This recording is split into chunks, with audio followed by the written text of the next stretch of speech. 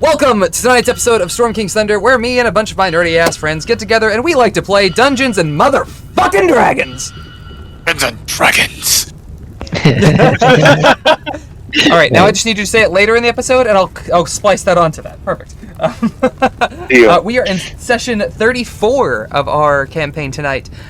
Previously, on session 33, our lords had requisitioned quite a few things, including a rogue's tavern, a ranger's lodge, and a lumber and stone mill. Zatari also finished the work on his bad news, so he has a highly improved range and damage output, I realized. 2 shots per that is more than the 3 shots with the pepper box. You guys, we watched as Davos sort of awkwardly navigated his way around a conversation with Helena about macking with a succubus, as well as talked to Chaska and asked a little bit more about Gideon's line and his past and his abilities. You guys flew to Ironslag, a trip that was several days, and right before the end of it, got a message that Ranrak, the young drow boy who had been a part of the newly freed and was part of hanging out with the Ardeep Rangers, reported that Gideon is missing, that he had been in the woods with him, and when he had woken up the next day, was gone. You guys also did some prescience and some scrying. You creeped on Kella Darkhope and found her to be reading a letter that she soon burned, but it mentioned a particular name, Bane Darkwind. And this figure seemed to be the one that they were sending to handle the growing issue in Nightstone. You guys did manage to get your way to Ironslag proper at the Icespire Mountains. Battled a couple of chimeras in their den on your ascent of the 12,000 steps, and nearly lost Davos for a second. But after persevering, a yak folk had come down the staircase and had expressed concern that you guys needed some rest, and he offered to let you come up to the village where you could get food and drink and recover in safety. You guys followed up and met Chief Karthikaya, who was more than happy to have you have some of his watermelon juice and some of their fried food and all sorts of yummy goodness.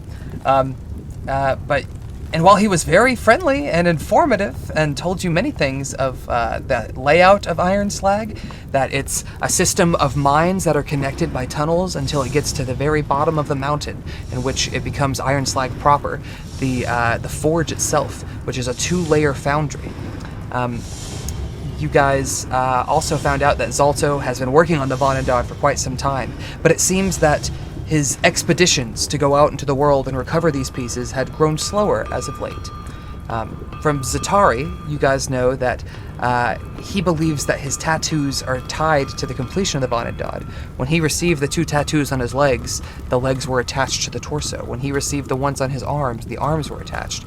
And this has been sort of an ominous foreshadowing, and this figure in his dreams, this dark figure of smoke and flame, told him that it was urgent that he go to Ironslag and put a stop to it.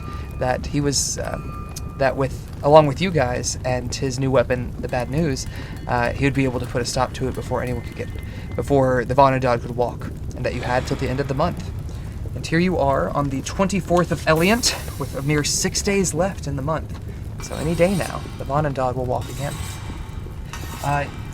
However, as friendly as Chief Karthikaya was, he was leading you on and had poisoned you guys. You had everyone but Gulbrand, I believe, had partaken of the beverages and were about to pass out when Bergen recalled that he could use a lesser restoration to ease the effects of intoxication, and thought that this might work as well, and it did. After getting all of you guys up and restored, you managed to kill Chief Karthikaya, one of his wives, and an earth elemental, but the second wife had banged a gong in the rear of the hut, and by doing so, summoned forth many more yak folk from their huts. You guys are now outnumbered and surrounded as we pick back up at the top of initiative. Before we do that, however, does anyone have anything they want to add from last week? Yeah, that's what I thought. Don't drink the Kool-Aid. Don't drink the Kool-Aid. And sponsored by your local cult leader, Devin Green. Check out his Also, stuff on for Amazon Prime. the record, it was Flavor Ape, but that doesn't matter right now. Fucking cultists and their specifics. Actually, it was a different brand of Kool-Aid used. With that, we start at the top, which Apparently I know it says that's- Valkyr up here, but we're gonna go. It's actually Satari, and it accidentally skipped him. So, what's that got, Devon? Oh, let me find out. I had Valkyr pulled up. I'll have Zat up right now.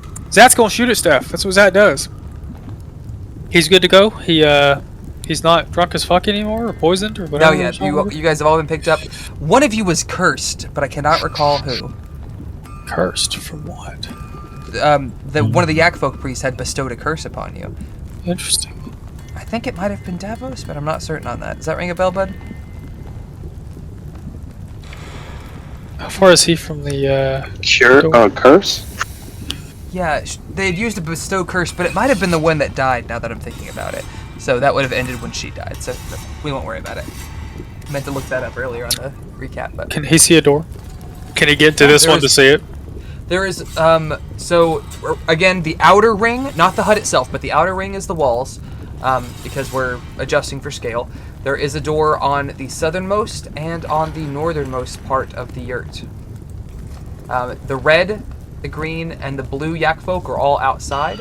You hear rustling, and there are part of the walls are wood based, so you can see outside to a minor degree and see that people are moving around.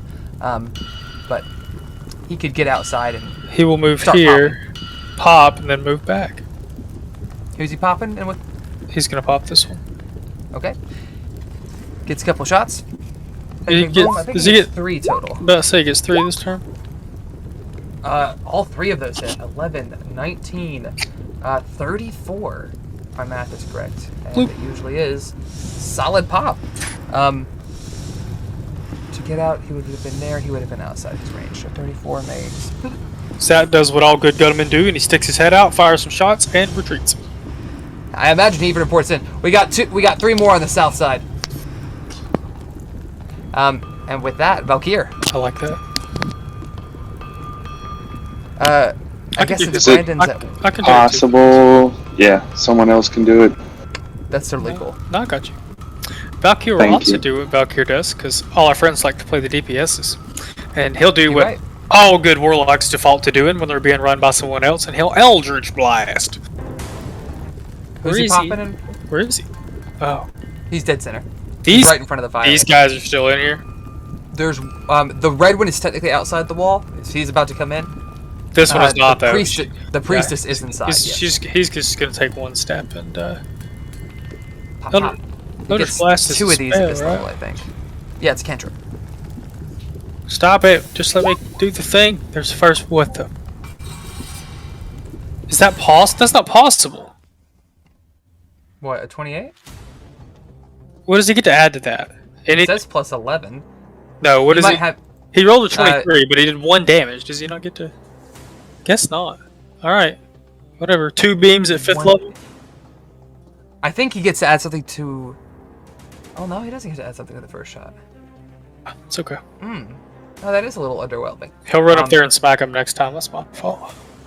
No, that's alright. I'm used to you being a dumbass. Alright, so 5 damage to the Yakfolk wife as we go to the first unknown creature, which, let me confirm, I think is the Yakfolk warrior that's... Yeah, Yakfolk warrior A. So this guy comes into the room, emerging, and this is the same one that you had seen earlier. And he grins that sort of yellowed, toothy grin that you see the plaque build up between his teeth. I'm sorry it had to end this way, but we can't have you running around no more.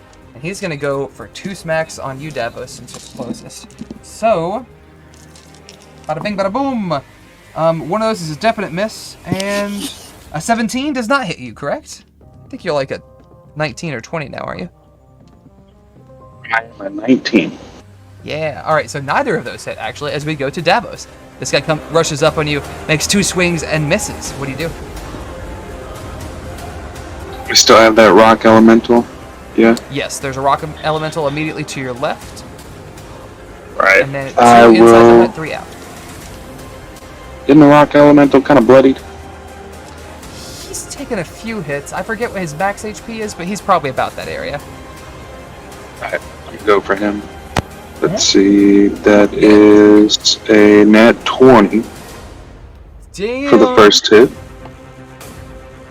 And Excellent. let's see, the damage First will two? be 11.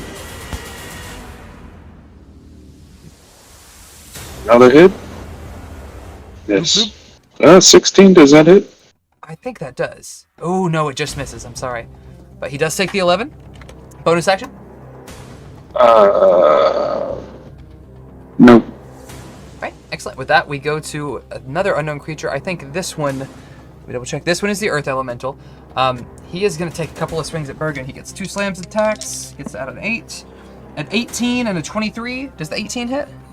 Yes. Okay, so you take 28 bludgeoning damage as this Earth Elemental raises a stone arm and just slam down onto you.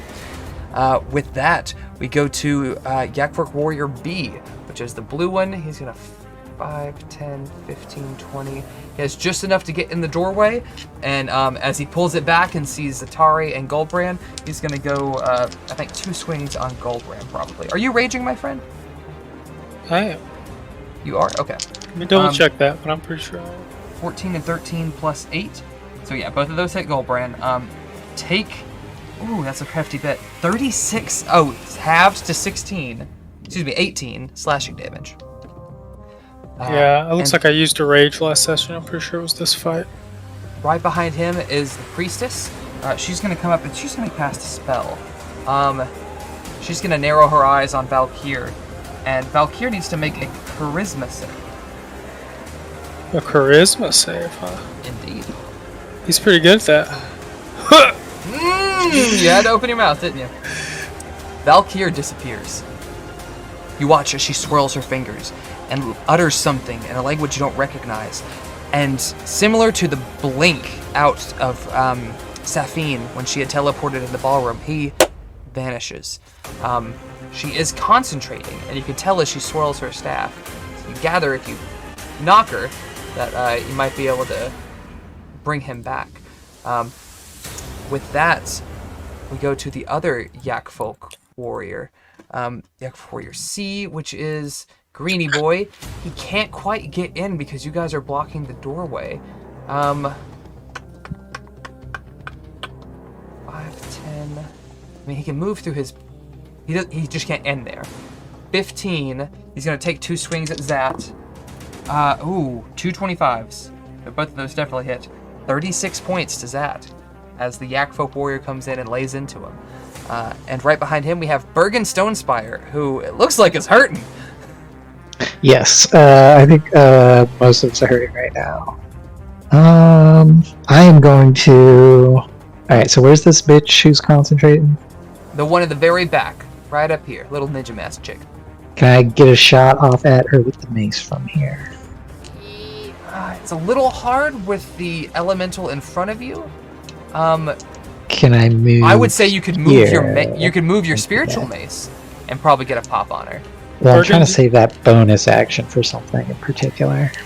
Gotcha. Yeah, I'd say if you move over, you're not leaving the range of the Earth Elemental, and you can fire through friendly allies, so I would say you could get a hit up there. Alright, well, I'm going to attempt. We'll see if it even lands.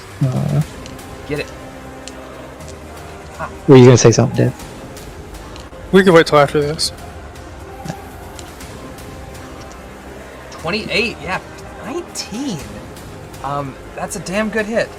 And let me do some math. Okay, and she has to pass the 19 to save. Her charisma is not super strong. Excuse me, no, it's a con save, that's right. Which you're lucky, that's a shittier stat for her. Oh, not advantage. She is a mage. Oh, 18 plus. Constitution is 2. She literally just scraped by with a 20. Oh. But you do land a good hit on her, and she's looking pretty rough. Not quite critical, but she's beyond bloodied. Battered, I guess, is where she would be. Bonus action, this mass healing word on her body. Get it. That's fucked up. I love it. This does not work on Valkyr because he's not in this plane of existence right now. Here. True. Oof. That's man. okay. That was a good time to do it. No, yeah, 16 points of healing, and That's a couple of y'all really shitty. needed it. As we round off on Bergen, we go to Goldbrand. What you got, dog? Before that, Spencer, do you have a shield equipped? I do. You need Yeah, you to have the equip that shield of at D&D arrogance. Beyond, because for future turns, your AC is 20. I thought Well, 18 only was way too... for. Wait, what do you mean? Like, your shield's not equipped on D&D Beyond, that's why its reading is 18. Oh, If you'll are you equip sure? your shield, your armor class will be 20. I Oh, thought no, 18 was no. too low. I have fucking what is it? The Shield arrow of catching shit. Yeah, arrow catching It shield. still gives you +2. And I think it is. I think I'm getting it from it. I think that's all I right. think he's right. I think I just It did the is math on the equipped, yeah. Vindicator wrong. The Vindicator's Um, breastplate. Yeah. Because it's a 15 16. Yeah, 16, 18. I guess that's 16. right. Yeah. Oh man, I was thinking Yeah, it was I've too looked at low. it. Yeah. He was 17 before, I think. So Yeah. he did get Okay. a overall +1. And before that, I was it's 16. alright. I'm dumb. Yeah. Goldbrand's gonna fuck this motherfucker up. He's gonna fuck that motherfucker. Get him. Swing, swing. Don't fuck yaks. Oh my god. Yeah, that's frowned upon in our society. 10 points of damage to the Yakko What? warrior who came in here and is kind of regretting it. He's, 12 points of damage because I'm raging. Thank you. And then with my Alright. bonus action, I will throw a javelin at it. Because it looks like I used Disadvantage. one of those too. I'm gonna throw the javelin at this bitch. Okay, cool. I said it, I'm sorry. There you go. Ooh, a 12? That might meet. That meets! Excellent. Roll some damage. Oh, 12. shit. Ooh, she's in the critical territory. She has to beat a 12. She rolled a 7. She only gets to add a +2, so you watch as this dull lull is just coming out of her mouth, and as you strike her, it breaks it, and she has a gasp of air. And as she does, Valkyr comes back and goes, "What the fuck was that?" As we round to Valkyr, I think. Let's do it. You skipped his ass. No, I'm sorry. He's It's gone. actually, it's a creature and then Zat. I don't know why it keeps jumping to the top on this. That's really dumb. So this is the last Yak folk. 10. Oh, and this is technically 2 Yak folk. This one had to back out after it did that. Okay, we won't worry about that. He does not have enough to get up there and then back out. You watch as he takes out a longbow and he notches an arrow and he holds his action. He's going to wait for a clear shot. And with that, we go to Zat. Zat gonna keep doing what Zat does. Oh man, he can see this one now, right? Oh, yeah. He's like in the Yeah, doorway. after. He's Oh, well. technically in melee range, so if you make a ranged attack, it's a disadvantage. If I back But if away, he takes he a step back, he gets he an can get opportunity hit. attack. Alright, that's alright. 2 seconds to make sure that... No, not adept or marksman. Does he not have... He has has dual sharpshooter. wielder. He doesn't have sharpshooter, he has dual wielder. It's both, I think. Oh, you're right. Ha! Oh, So he can Damn have it. more than one thing. I thought it was What? for I thought it was for up close, but it's not. You know what? Fine, he'll roll with Yeah, he disadvantage. ignores disadvantage from long range attacks. I see that. I think. Rod. Oh, sorry. I forgot when I click it, it doesn't roll it. 23. Both of those hit for 26 Well. points of damage on the bluebee. That's the first shot at disadvantage. Oh, I see. You didn't take the step back. You're right. So 13. And an 18. Okay, we'll do the 18's damage. So that's 24 total, which would be bloop bloop. Okay. He's got a bonus action still. He can't really do anything with it.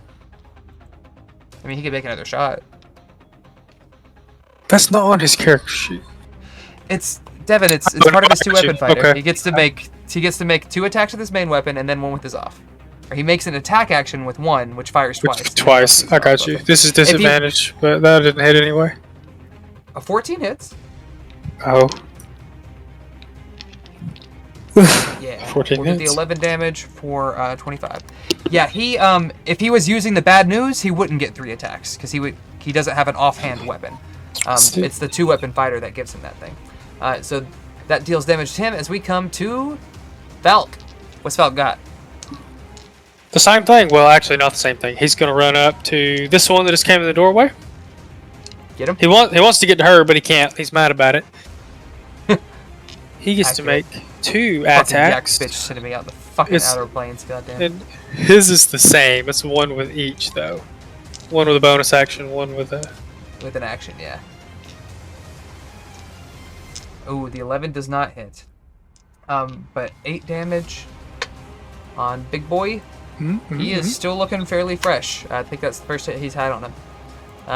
Alright, and with that we go to Yakfolk A, who is the red one, who, grins down. Oh, friend, you should have just stayed where you were. It would have been easier that way. He's gonna go for 2 swings on Zat. Both of those miss. That's a 10 and a 13. As we go to Davos. What you got, dog? I just remembered that I have 2 mirror image things, Oh, okay. but I believe they probably would have hit a 13 AC on my last turn when he attacked me. I cannot recall specifically which one was his, but we'll say that you still have those 2 for future use. You are a gracious DM. I try to be. What you got, motherfucker? I'm going after that elemental again. Let's see. Get him. That is a 27 Yeah, that for definitely hits. 13 damage and another Excellent. hit of miss 13. Yeah, 13 doesn't hit him, unfortunately. Oh, I felt And I will defensive flourish, which I think is 1d8 added to my AC and additional damage to him, Get it. Roll it. which is a 7. Holy 7. shit. Solid. Yeah, I think that's the highest you ever got on that. And I just realized with the mirror images, I don't even think that applies. I probably shouldn't have done that, but alright, oh well. Okay. You guys watch as Davos comes in swinging and cleaves through part of this earth elemental. And actually, part of its arm, like, not quite at the shoulder, but maybe at the forearm, part of his arm just collapses off as Davos cuts through the mud and stone and dirt mixture. As we round to the earth elemental, who, after losing part of his arm, not feeling too happy with Davos, so we're going to say he takes 2 swings at you. A 10 and an 11. Yeah, no contest. After that, it's the Yakfolk Warrior B, which is Blue Boy. He's going to take 2 swings at Goldbrand. A 21 and an 18. I think both of those hit. So you are going to take 36 halves to 18 damage, good sir. I want to use my reaction to do the thing. Do it. Where am I going to yank him, though? Do I yank him in here, or do I push him away? It doesn't matter. It's If just it only moves 5 feet, I don't think you can. It's 10 feet technically. I'll just push him back for shits and giggles. Okay. What's the save on that? It Con is save? I think it is a con save. What's the amount? I've lost it. It's I 14. think it's the same as your spell save. 14. Okay. So they get to add a 16 plus strength save. I'm sorry. 16 strength. Okay, they get a +4 to strength. It's my best save is probably pretty strong. He fails, and you know what? Those other 2 are pretty close to what you're doing. I know it's only supposed to affect one thing, but let's for shits and giggles. We'll say the orange one passes, but the other 2 are pulled back. 10 feet. 10. Excuse me, that one needs to go back one. Does more. Zach get an opportunity attack? Not if another creature forces him out of the way. That's not how that works. I wish You're right. I wish I it thought were, it was but anyway. in my mind, that's like peak like strategy though, when you can be like, "Hey, I know you can pop them." Like, all right. With that, we go to Yakfolk Warrior C. Is that correct? Yeah, Green Boy. Green Boy's gonna come up, pop his head in. He got shot by Zad a second ago, so he's gonna go for 2 swings on him. This one's also looking really hurt. A nat 20 and a 19. Oh god. Okay, so that's double damage. Oh my god. This is 46 points of damage to Zatari. Ouch. How's Sucks he to be feeling? Zatari right now. He's probably What's he- critical. It's close enough to critical. He's What's he at? out. He's only just now at double digits. Anymore, and he will not be in double digits anymore. So he's at 10. If he didn't have that fucking armband on, that gives him an extra hit die and a half of hit points, he would be down. So thank you. I think that was the Elk Tribe one that gave him that. But with that... Oh god, now it's the Yakvos priest's turn. Oh my god, there's a clump of enemies right here. This one, pissed off that her banish is already dropped. She's in pretty rough shape. He's in pretty rough shape. She's gonna use Cure Wounds on herself. For a total of 9 points. She heals herself up a bit. We go to the next to last Yak Warrior. I'm internally raging right now because no one has counterspell. I really hate that it says unknown creature on these. That's really annoying. Actually, no, that is the last Yakbo, because this one is at the very bottom of initiative count. So with that, we go to Bergine. What you got, dog?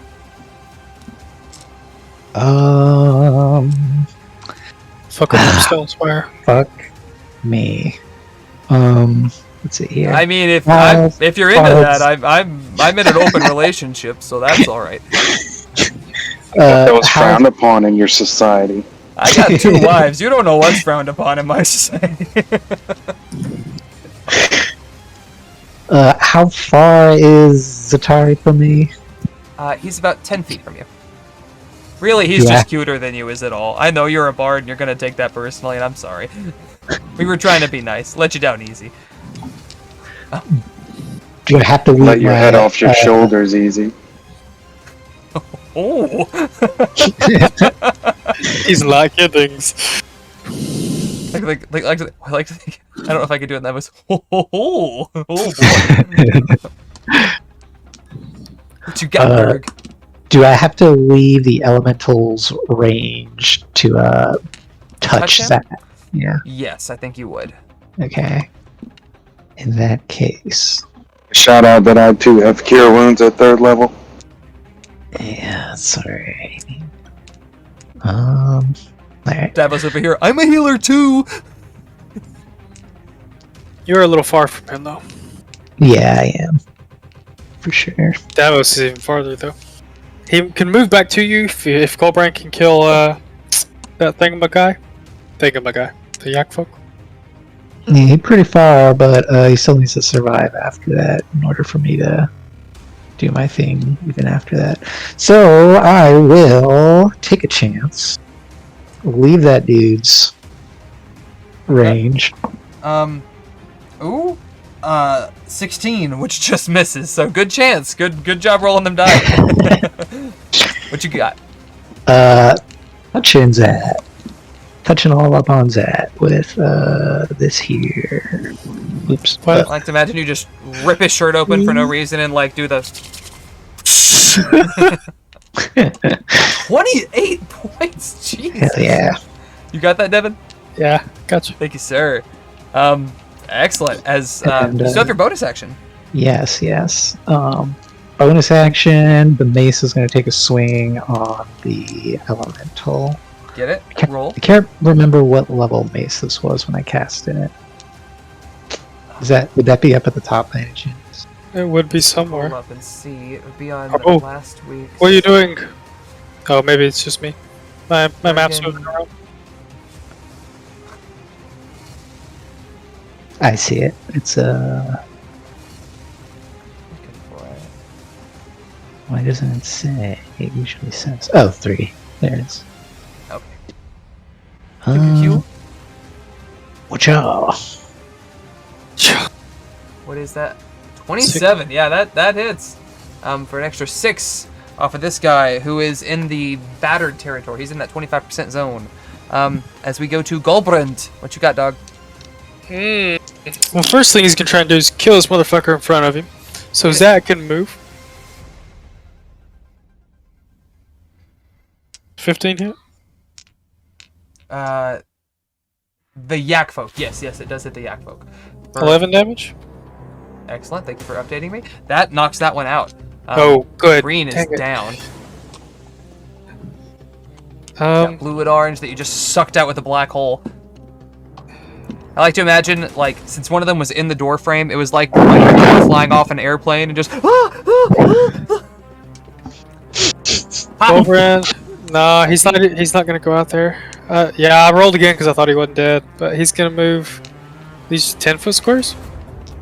5-foot squares. 5-foot squares for combat. Technically, they are 10 foot, but we're 5, playing a little fast and loose. 15, 20, 25, 30. Is that within range of this guy?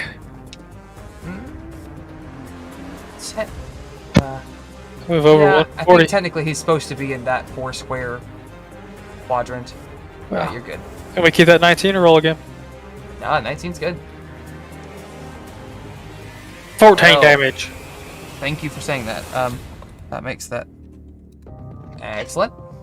Bonus action. What happens if he throws a javelin at her?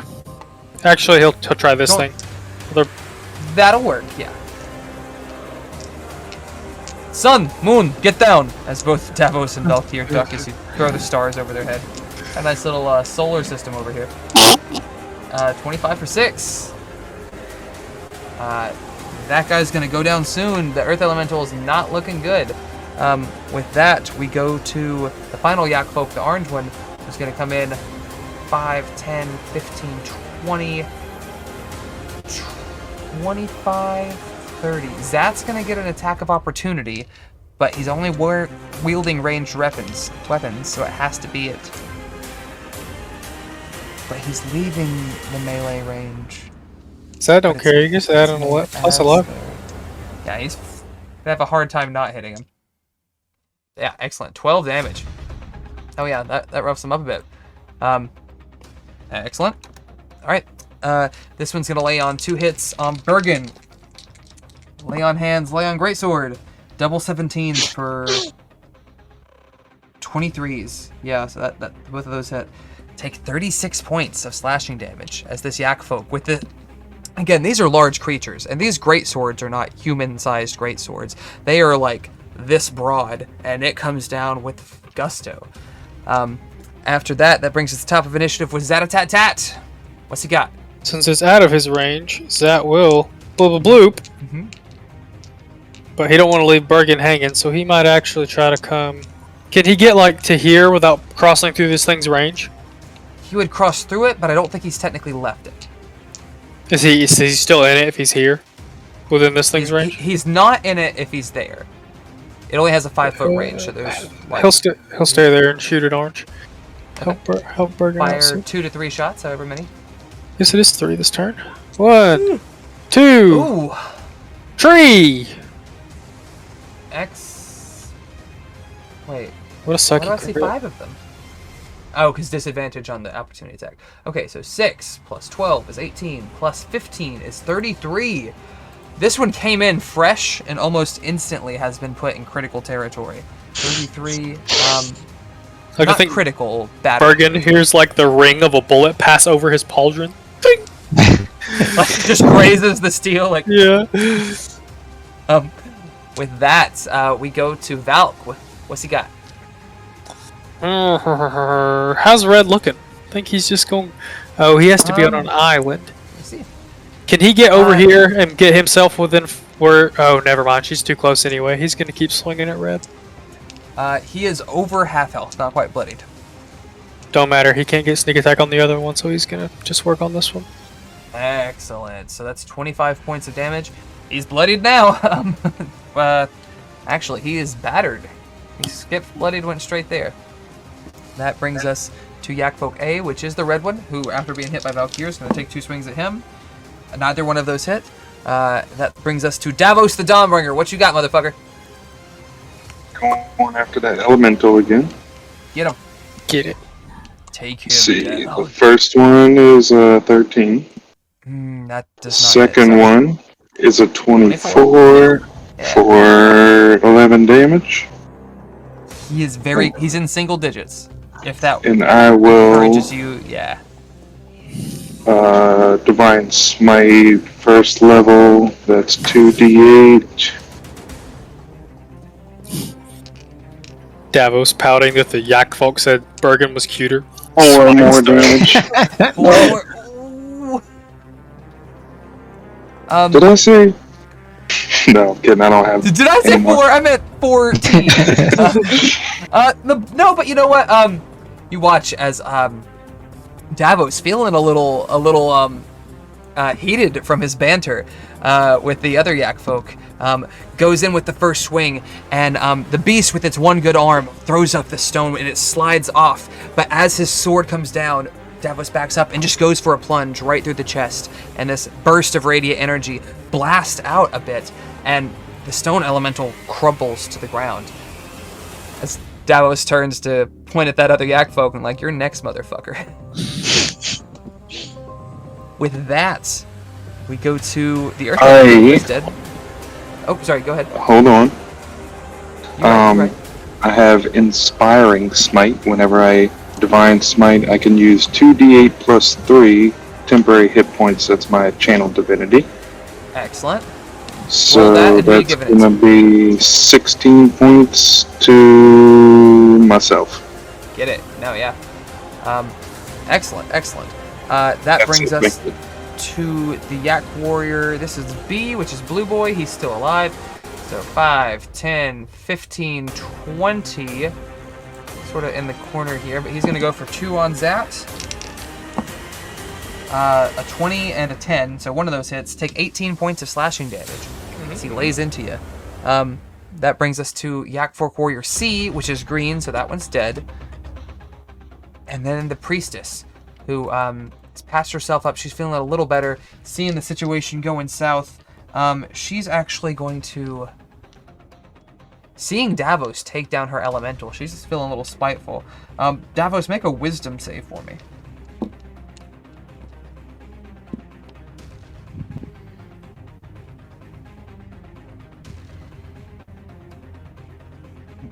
Ooh, a 5. No, I'm sorry, my friend. Davos, you feel a wave of lethargy wash over you. You don't fall asleep, but when we get to your turn, there will be some stuff that goes on. That brings us to the final Yak Folk Warrior, Orange, who's going to take 2 swings on Bergen Boy. One's a nat 1. I'll roll to see if he hits his ally. An odd number, so he does. So that's 18 points to this guy over here, who is now in critical condition. And then his second swing, 15 does not hit, so you are clear there. So we round back to Bergen, who's feeling it. Thank God I have 3 hit points. See that? It's funny because D&D Beyond shows both you and Goldbrand in critical, but you're at 3, and Goldbrand's at 40. So Wow, disparaging difference. Okay. 40's critical? Surely not. That's almost half. well, bloodied, I guess. His is flashing more, so his is critical, but yours is also flashing red. Your icon, I mean. Yeah, I'm going to cure wounds on myself. Yeah. 28, excellent. And because you used your action for that, you can use either of your maces to fuck somebody up. Right. I will use decisions. I guess I'm fucking duking it. No, I'm gonna go for the one in front of Zat. Get him. Yeah, I was gonna say I guess I'll go for the one I'm duking it out with, but if you kill the one in front of Zat, he can unload on the one in front of you. Yes. You mean drop his massive load? Yeah. Yeah. You watch as Bergen's mace begins to glow white with this ethereal, holy energy. And as it does, you watch as it pulsates into his veins. You could see them through the end of his gauntlet before it gets to his armor. You see the white pulsing into him, healing him with his cure wounds as he uses that same energy to bash into this yak folk and just... Disgusting. I love it. All right. And unless you have anything else, my dude, it's going to bring us to Goldbrand. That's it. What you got, Gully Boy? Will Burn Gully. He's going to keep going because he thinks that Zat and Bergen can take care of themselves. So he's gonna. Red's not looking good, right? What does he think about that? He is pretty fucked up. Yeah, that's 19 damage total. That's what he thinks about that. Yeah. So Goldbrand doesn't even hurry. He just like strides over here, like slow walk with the axe in the hand, and here we go. It may not kill her, but 10 damage. Excellent. Thank you for saying 10. She's in rough shape. Goldbrand goes over the shoulder, cleaves into this yak folk, grabs one of its horns, yanks his axe out, and then goes in for another swing on the priestess as he steps over it. And she's looking pretty rough. And then Goldbrand would like to chance the opportunity attack, take a step back, and throw his javelin. Shit. She does have a staff? Do it. Smack me with your little stick, bitch. I'm going to assume she doesn't have Warcaster.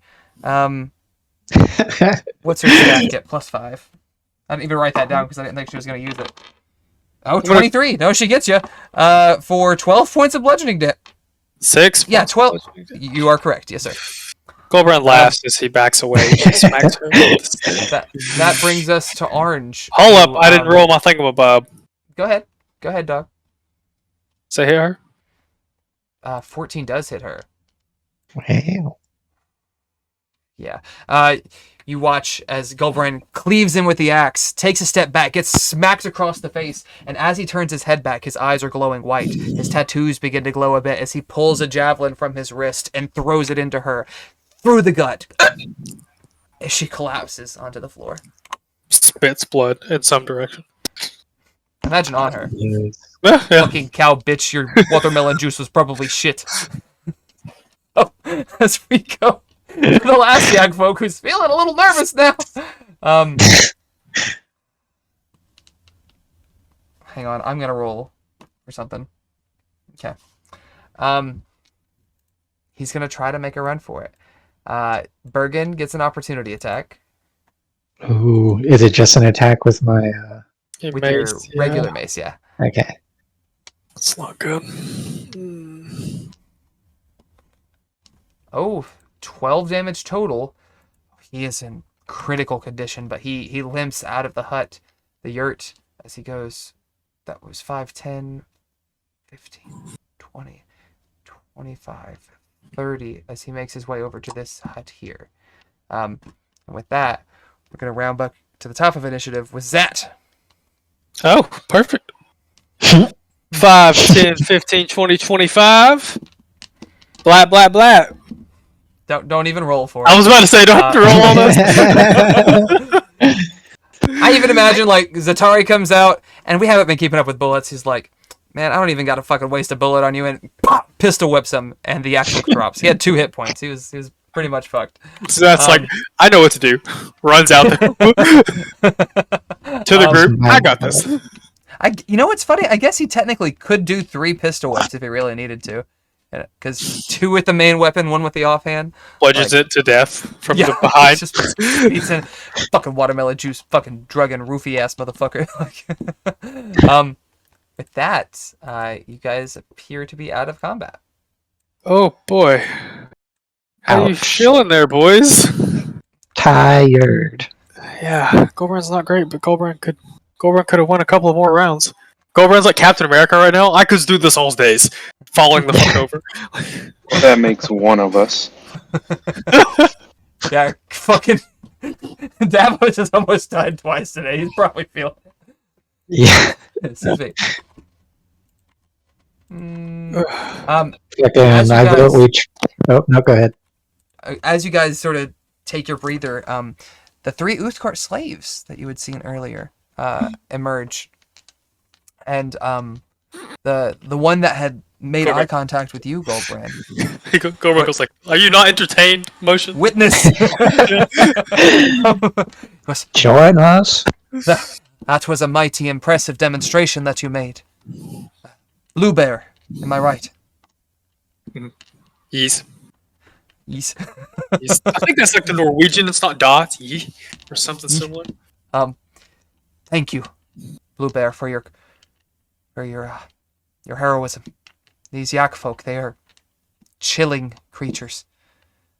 We had come here some time ago because the fire giants had raided our stand and robbed it of what had been protected for many eons. We had sought to reclaim it by coming here, to where all the fire giants seemed to dwell. And yet, once we came, we found not fire giants when we arrived from the skies, but these. They slew our Pegasi and captured us. But there is so much more. If they can make physical contact They can possess you and walk the world in your skin. The They've giants? used the Yak folk. They use this to infiltrate dwarven cities, citadels. And I believe that they are helping Zolto recover something that he covets dearly. Interesting. Yes, he covets a specific things now, I'm sure.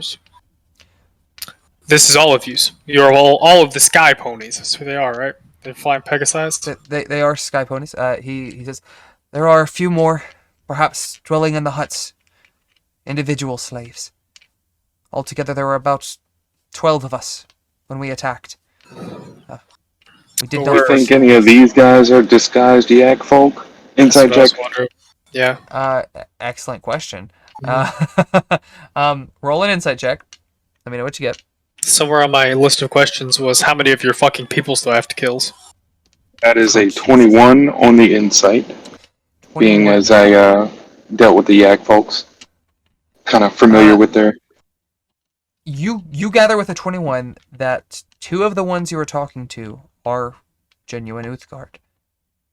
One of them is not. The other man, not the one you're speaking to, who introduces himself as Marengo. Does that sound like an Uthgard? Rango Unchained. Get it? Because he's Wow. not a slave anymore. Wow! Wow! Okay. I forget what you said the other day that broke me, but that one brought me close. Like, So, Davos, you know one of these Uthgar is not like the other. Does that sound like an Uthgard man? Marengo? Yeah, sure. I fucking made it up, Devin. Fight me. I would, He doesn't know the slave's actual name. Go around. I would message Goldbrand that Marengo seems to be legit, but that the other man might be one of these yak folk in the skin thing. I feel like it's in character for Goldbrand. He would not. No facial expression change. He would just reach out, grab him by the throat. I'll make a grapple check if I have to, but like he's gonna start trying to choke him out. He's gonna ask him some questions while he does it, but he's going for it. And these are even these are humans. They are not Goliaths or any mixed race. You pick him up off the ground, and it begins clawing at your hand, trying to get out. He goes, Marengo! Back off! Marengo looks startled, but if you start talking, imagine he'll gather quickly what you're... Well, he will... Well, I believes this one's could be the skinwalkers. Turn back to the one he's holding, and he'll say, Yeah, one of them yakko gangers you were talking about. Yakko gangers. That one broke me. He'll ask him. I like to think that he asks the one he's holding things that like he would expect an Uthgard to know. Like if he can't answer questions that any Uthgard could answer, regardless of tribe, he's gonna keep squeezing. Let me look at one thing. And then he'll also ask the group, does anyone have any things that can help us? Oh, I guess I might.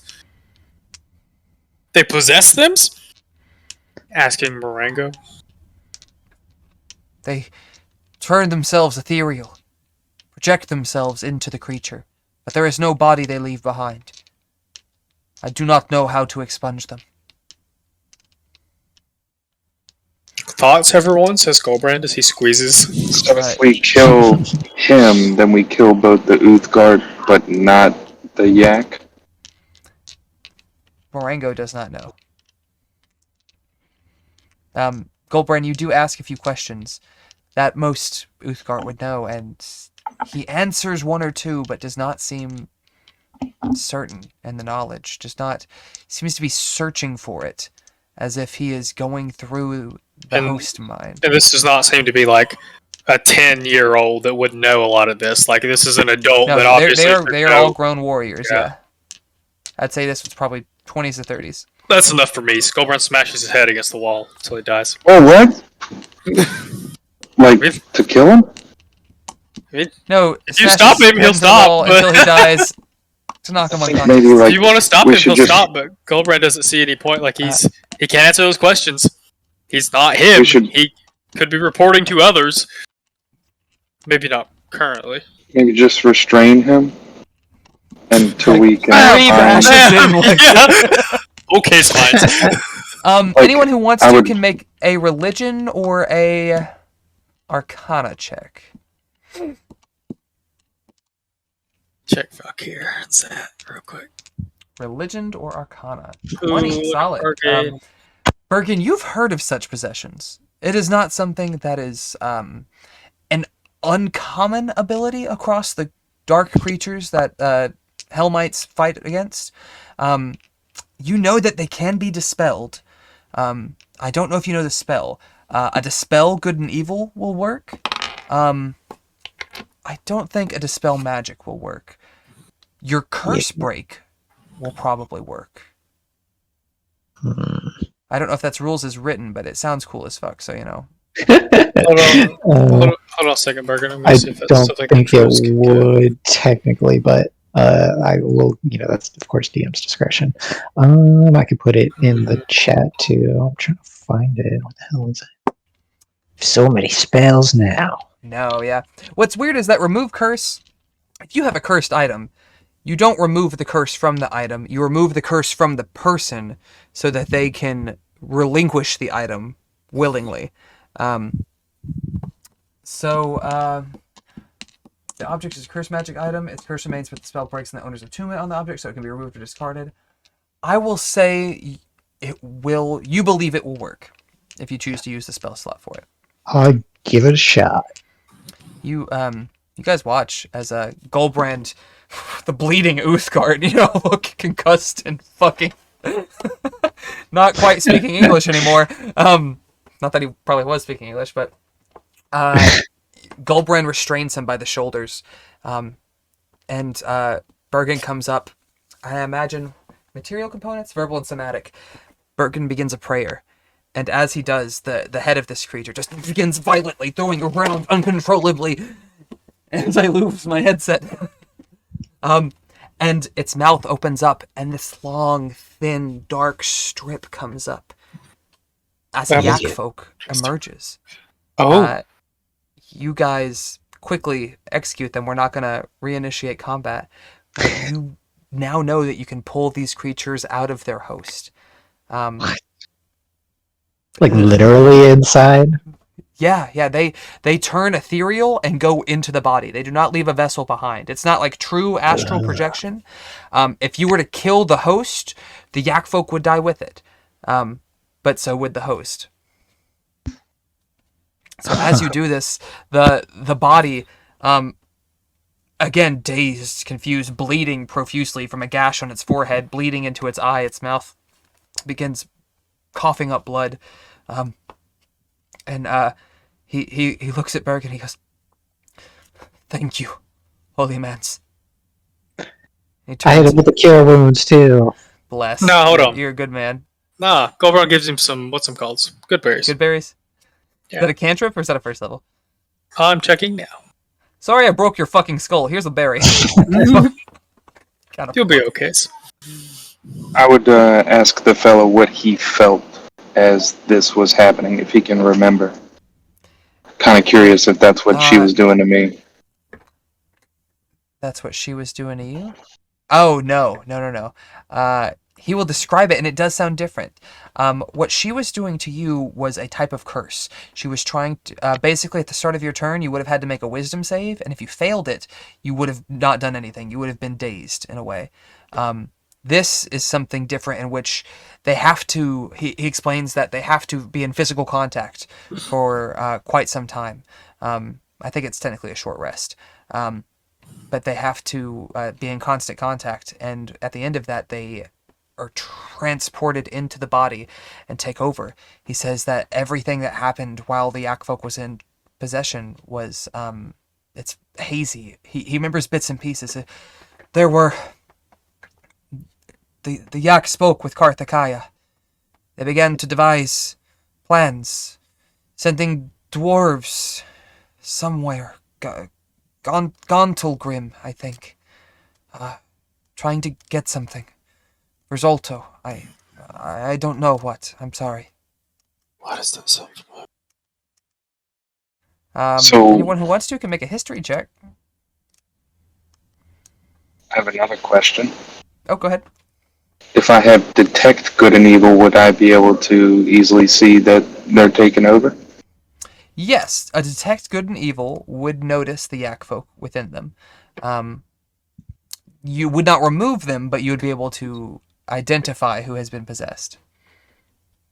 Yeah, I was thinking of rounding up all the Uthgard slaves and then casting that if you see it as necessary. Or if they're all good, then... If you say that, Moraine goes like, "No, I would appreciate that totally immense." And he and the one who is not just bludgeoned nearly to death make their way around and gather up several, not even all Uthgards. Some of them are gnomish, a couple are dwarven. One is a tiefling. No, not a tiefling. Those would be downstairs. One of them is an elf, and they're brought together, and you cast your spell. And I'll say that there's one other that was possessed in such a way. Like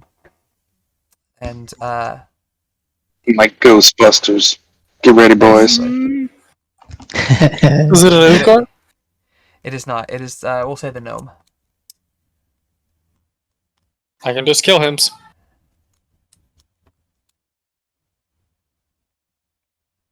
Didn't Yeah, scare we're his definitely nose. going to kill the yak folk. Yeah, just not the gnome. Well, why not? Golbrand throws him down the 12,000 steps. Bergen, do your thing. I actually cannot do my thing anymore. That What was the a- That's what I thought. Golbrand gets his way after all. If we can restrain him, but then the Yaks will just comes out and runs away while we're not looking. But throw him Right. downstairs.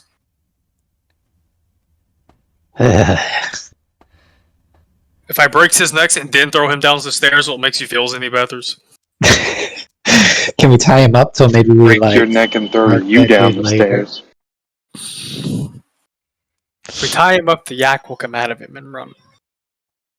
Hmm. Like it'll wait till we're gone or not looking, or Who's gonna do that anyways? Like, isn't he like aware of all that's like what's going on right now? he might come out before we throw him down the steps. But if Golbrand just kills him, it doesn't matter. So wait, there's a shell of a yak just sitting there meditating somewhere? No, there's no physical form. Like, it is entirely, it turns itself ethereal and then goes into the creature. I will say when the other one emerged, it was dazed. You're not sure if this happens whenever they exit or if that was specifically because it was done through Bergen's spell. But the creature did seem to be out of it. I'm not sure. Oh, that's a 3rd level spell. If you have like a higher spell slot, you can use those to cast it, but I don't know if you do because I know you cast a 4th level Cure Wounds earlier. Yeah. Pearl of Power So give him a I was level gonna back? say it does. I could do that, but we might need that shit later. Y'all, Like, It depends on y'all how are. tapped y'all are. Like if we're gonna have to Yeah, rest anyway, we it may have not to matter. rest. I have to Yeah. rest. Yeah. I see. Hmm. Well, then you could use the pearl, rest, Set up and I think the pearl watch. comes back at the end of a long rest. Pearl, I thought it was once a day, but let me check. It may be each day at dawn. Well, I bring the dawn, so you just say the word Bergen and I'll get you that pearl back. That's the most like video gamey like exploit. I I can can say think of. Golbrand. Cast a spell on the. It's a dawn. Yeah. Davos just waits, like he stands there for 7 hours. It goes dark and the sun comes back up. You're welcome. So can we tell how many more of these buggers are infected before I do that?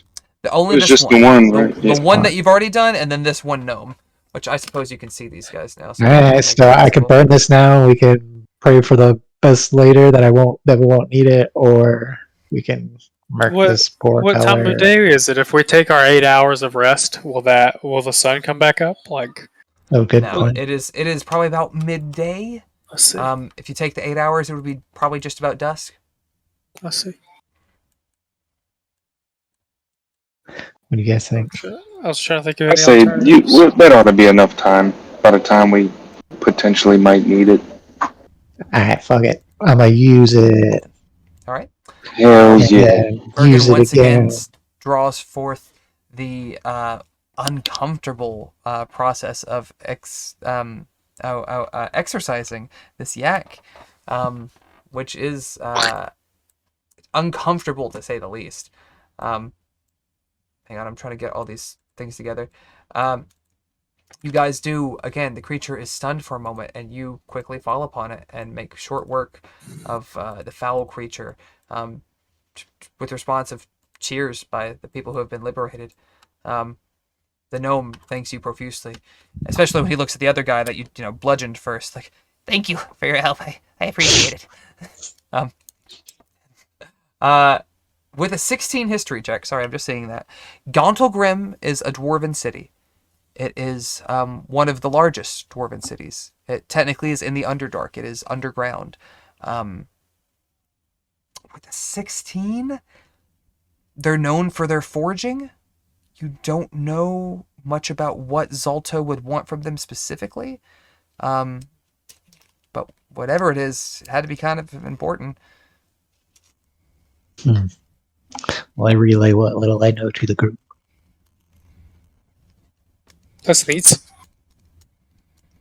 You also know that if they have possessed people and are walking out about in the world, they could be doing all sorts of nefarious shit behind the scenes, either at Zalto's discretion or their own. It's uncomfortable to think that you've encountered succubuses and yaks and other creatures that possess and charm and can manipulate in this way. Makes your skin crawl a little bit. Yeah, at least this one didn't try to make out with me. The gnome goes, do I have to make out with him? Like, is that the price of being? I guess. Okay, come here. Lays on your knee, I guess, because it's fucking 2 feet tall. But All you fucking Song various lyrics. what was that? Song lyrics. Yeah. A gnome kissed my knee. I nearly died today. Do we want to check the other huts? I killed yak folks 3. Do we want to check Yeah, his Yak, bodies? and don't talk back. Yeah, there you go. You guys do find some booty. You find a chest filled with weapons that were taken from the slaves. If you choose to, Marengo says that he'll gladly take it back to arm his people. There is a pair of electum bracers with dwarven faces on them, which for the pair could be sold for 250. There's 3 urns depicting genies in flight, technically to Jinn, for 100 gold each. There's just a little under 1,200 gold pieces. There's also Karthikaya's flame-tongue greatsword. Greatsword he used that erupted in flame when he was fighting you.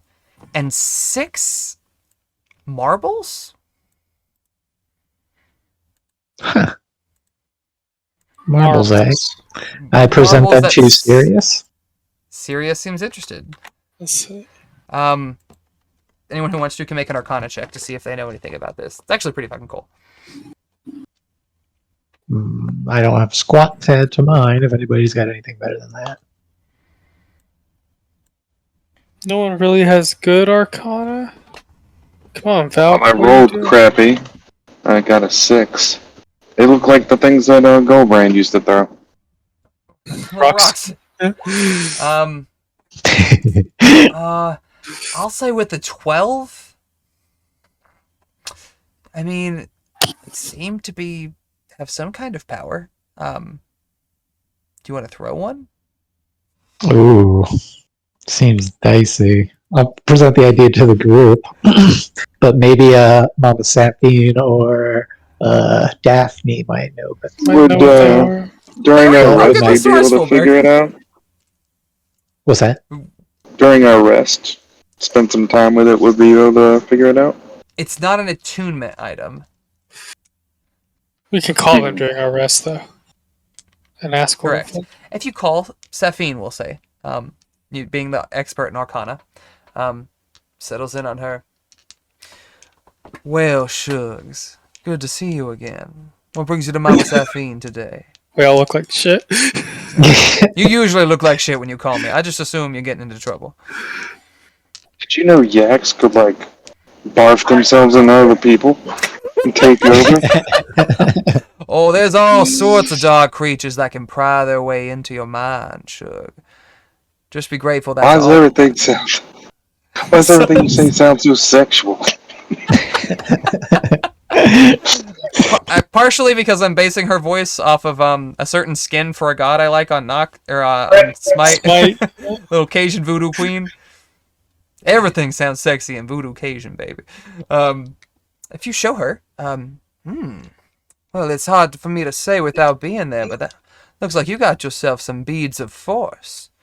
You can give those a little chuck, and they can put out some heavy damage, especially if you got a lot of them.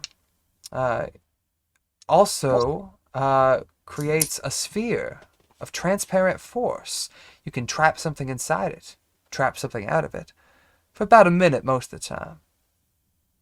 Huh. Yikes. Okay. Chuck the Interesting. Monsalto, heard. Load them into one of Zat's guns, heard. She looks around and has Tala been with you boys? I think these are Nightstones. You would have to call the mirrors theirs. She nods her head. I think that we may have something important coming up. Zafu Hiri is searching for someone that she's been looking for quite some time, and thinks she has a lead. But I'll be in touch. Yeah, let us know if you zap or hear anything. God. Why? Well, I think the last thing she sees is Goldbrand just like Gibbs smacking, like. Oh, yeah. Gibbs smacking. Nice. Wow. NCIS reference. Anyhow, you guys want to take a long rest, short rest, patch up with some spells. The village seems empty of hostiles. Like a long rest is due. Yeah, I don't know. Barricade the main hut. We could barricade the center hut and help let the youth guard. They can help us keep watch. And if we put youth guard with weapons in every doorway, like they've got to come through quite a few people to get in. I don't know if giants can even get in here. How big is it? That might can crush the yurt, but Yeah. we'll deal with that when we get there. I don't know if the straw yurt's gonna hold them back much. Yeah, y'all can certainly do that. You barricade yourselves in. You also know that from what Karthikeya said, and again, you don't know how much of it was honest, no one is supposed to come for a few days. From the fire giants, anyway. Also, here's some more motherfuckers that you guys freed. That's a lot more than 12, isn't it? 1, 2. Well, there were 12 Uthgard. I see. Again, these are different types of people. I think all these ones at the bottom are dwarves. It's mostly just a random mix. People that they tell you that they've been abducted from all over the north. Some are from Silvery Moon. Some are from the mountains. Some live near the Evermoors. And the Sky Ponies, which you would know, they're your neighbors. They have territory that when you were in summertime, when you guys were at the highest that you would travel, their territory was the closest to you. Typically just south of the spine of the world in that sort of middle bridge. But Marengo thanks you and tells you that he will return to his people, and hopefully they can find some other way to reclaim what was stolen from them. Come visit Nightstones in like 2 weeks. I'll take something from here's. Maybe's you can have it. You tell him where Nightstone is, and shakes his head. I will consider that. Thank you. I am eager to see my wife and my daughter. And Tim and the rest of the slaves begin to descend the 12,000 steps. Actually, no. We'll say Captain Tajin swings by, gives him a lift down. Saves him some walking. Before they're dispersed, Goldbrand wants to walk amongst this conglomerate of people that they saved and see if anybody knows anything about anything past the elevator shaft. Most of them shake their heads. Okay.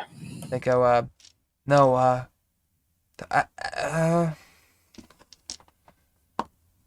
Okay.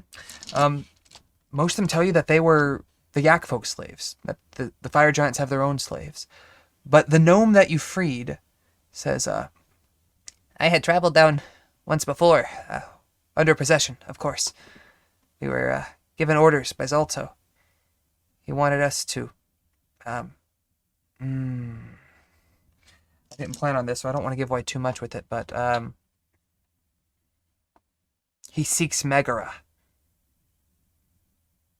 the fire primordial, an ancient being, a flame that was long trapped beneath the earth, that the dwarves had discovered and used to power their forges. I do not know what for. I wonder if that is in Gothelgrim. He nods his head. Aye, that's the one.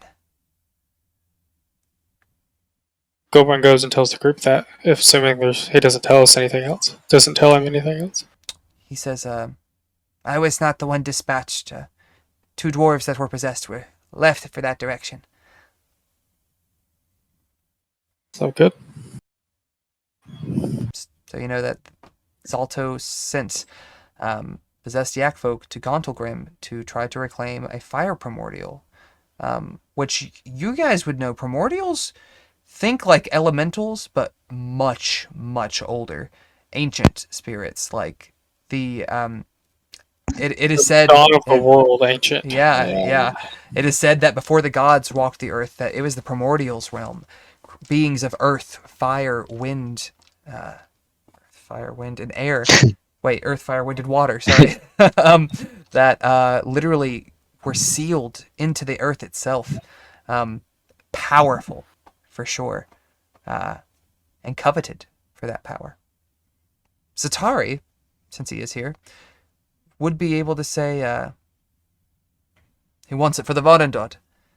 He needs a power source. He tried several things while I was there. Elementals were not enough. He sought a couple of other options, but that was what he said was the original power source before the Varendod was destroyed.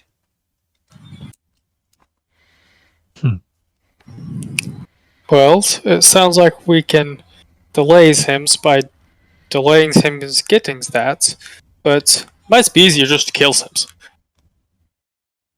Mayhaps. Yeah.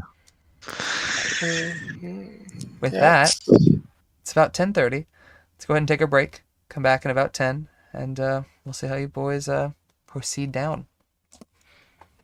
Before that, Goburn wants Did we to long rest? Yeah. You can take a long rest, no interruptions. Heard. Gracious. What were you saying? Goburn's going to try and guilt someone into calling Daphne to see if 285 has been found. 285. Call Idiot. her? It We can is do that. well, no, it's fine. It is oh fuck, what's his name? Donovan who answers, and he's I imagine he looks like the Always Sunny in Philadelphia meme of like the sketched out like conspiracy theorist. Like he's got notes all around him. He looks exhausted. He goes, "Oh, my lord, sorry, I'm feeling a little bit jumpy. If you ask of Gideon, he says, no, I'm afraid the boy has not been located. But she has dispatched some of the guards to help search the wood, and the Trents have also been sent out. They are speaking to the trees to see what they can learn, but it is a slow process. It takes a really long time to say anything in Old Eltish." That reminds me. With that, we'll go ahead and take a break. Catch you dudes in a sec. To answer your early question, the one that broke you was when I told Zad to come away in the bubble! The pews! The pews! No, I remember now. Oh no, that seriously, like I could have killed you. It was good. It was so good. I was mad. Oh fuck. Alright. I heard a joke the other day. It was, what's the difference between an enzyme and a hormone? You can't hear an enzyme. With extra hormone. I've heard that one before. Oh god. Before we start, can you What's long difference- rest? Hang on. What's the difference between a garbanzo bean and a chickpea? Wouldn't let a garbanzo bean on my chest. Jeez, that's so bad. Pretty terrible, yeah. Heard that on the radio when I was like 12. It was like Kickstarter 115 in Atlanta was doing a joke contest, and that guy somehow made it past. And oh my god. Jeez, I'm gonna use that one. Anyhow, moan. Alright, you guys, rest, recoup, and recover. Do I need to heal? Do I need to long rest the other Valkyr. two? Okay. That looks okay, but I can't do Valkyr. Valkyr. Oh, whoops. And long rest. Ooh, excuse me. Sorry, that ginger beer is making me a little burpy.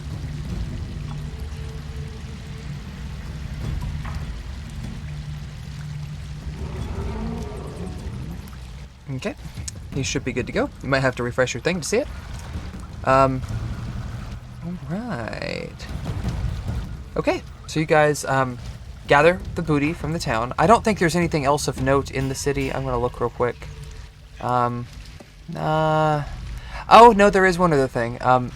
In the, you find one of the buildings seems to be a type of barn, and there are yaks inside. You manage to find several mixed coins, altogether about 800 gold pieces worth, and a jar of thick aloe-like gel labeled Cothicum's ointment. Seems to be some type of medicinal ointment. For the others. Them some fancy shit. For the others. Why did that make me so uncomfortable? Loop. Wait till you find out it's only by oral application. Oh my god. At least it's not a suppository. I don't know, I would almost rather the suppository. Ugh. Anyway, okay. Slaves, before they leave, tell you that on the northeast part of the section of town that you're in, there are two large double doors, beyond which lie the staircase and the elevator shaft that lead down into Ironslag. The doors are hefty, and you'll need to try to push them open. Goldbrand, as our resident strong boy, if you will make a save, and we'll say somebody gives you a strength check, athletics check, somebody will give you advantage. Oh, back on the right part. 23! That's actually just above what you needed. You needed a 22. Goldbrand's as strong as a giant now. It's great. Got that belt. Mm-hmm. Yeah, Goldbrand almost making it look easy. I love how you had advantage and both of them still passed very well. Goldbrand shoves one door open and then the other. And it doesn't even look like it's much of a strain for him. He has to, try, but it's not difficult. Good warm-ups. You guys proceed to the elevator shaft, which is about 80 feet across this large hole in the ground and goes down for hundreds of feet. There's an iron rig bolted across the rim, meeting a slowly turning shaft that connects to the water wheel on the opposite side of the river. The elevator, you can see it down, and it's slowly rising up. And then it stops. And after a few seconds, it begins to slowly rise again, and stops. And you gather that it's stopping at different routes along the tunnels. You can choose to either take that. Nothing or on the follow- elevator? No. I won't even make you make a check for it. We'll say it's nearer the top. It just moves? Like, Just you I gather see. that it's connected to the river. As long as the river runs and the mill wheel turns, the elevator runs. let's see. There is also the staircase, which the slaves would have told you connect to the mines. Satari would know the elevator shaft goes all the way down. You can use it to get to the very bottom levels of Ironslag. He does warn that it might put you in some populated areas, but that you could use it to get down.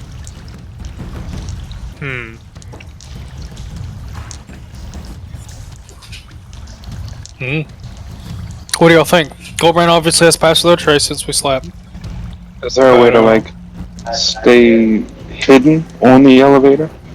The elevator itself, not really. The panel across is pretty large. I mean, it's made for giants. I'd say it's probably about 50, maybe 40 feet from end to end. But it's not. It's more of a single platform with like chains mounted to it rather than like an actual box. There's not really a way to conceal yourself.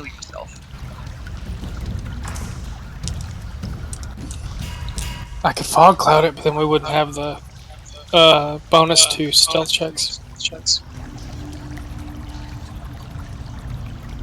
What's the alternative? The stairs. The stairs, and those connect to the mines. I would say a couple of the sky ponies have stuck around to tell you a little bit of what they know. Also, someone's echoing. I think it's Bergen. Oh shit! You All right. bastard. No, it's okay. I'll be back. They will tell you that. Yeah, yes, to do something. Yeah. They will tell you that the mines are where they get the adamantine ore, and is worked by slaves pretty much around the clock. They don't know much about what's in them as far as enemies go, but they know that's what they mine is the adamantine. So, got 3 of you. Pick either mines or elevator. We'll make our delve.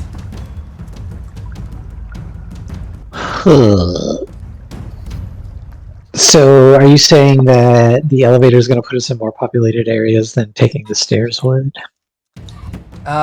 It's definitely easier to sneak via the stairs. And Zatari says, I never really used the elevator much. I was a captive myself. I wasn't allowed to run free. And I've only been on the bottom 2 levels. One of them puts you right by a working area, where there's probably going to be slaves and workers, as well as perhaps fire giants or ogres watching over them. The lower levels I was not permitted on much at all, other than the main assembly hall. We're more likely to run into fire giants in the bottom level. And do we know how many levels down? There's, he does not. There's the 2 levels of Ironslag proper, but there's several layers of mines. If you guys look all the way to the left, there's a little bit of what Kaya described it as. I know it doesn't look like the mines are connected by stairs. I don't know why they didn't do that in the art, and they only did it with some of them, but they are all interconnected by the staircases. Damn, that's a lot of mines. It do be a lot of mines. So the only issue with the stairs is just time? Yeah. Yeah, even if you take the elevator, it's not going to be a quick trip. If you guys decide to wait and watch, it takes about 30 minutes once it gets to the top for it to go all the way back down and back up. So it's not if you were to use Pass Without a Trace, it would not last the entire ride. Less than an hour. It's not a 10-minute spell? It's an hour. No, you're right, because we used it to break everything in fucking Valaki. You're right. Okay. So, it would last the way down. Yeah, and every mine we pass through would potentially have things in it. We would have to pass through every one of the mine chambers to get to the bottom. Correct. Yeesh. I think we just fall down. Jump, bitch. Goldbrand spits, and it goes, and it goes, and it goes. And I don't know how long it would take. Well, if any of you are sick of this life, now's your opportunities. One vote for the elevator. I imagine Zatari like smacks Davos on the back, like jokingly pushing him forward, but make a dex save, Davos. Get a nat 1, please. I'm kidding. I think Davos. Okay, elevator or stairs? I think Davos just voted for the elevator. It's kind of quiet. Elevator? Dex save, he's good. Bergen? Goldbrand? Look at Goldbrand. What do you think?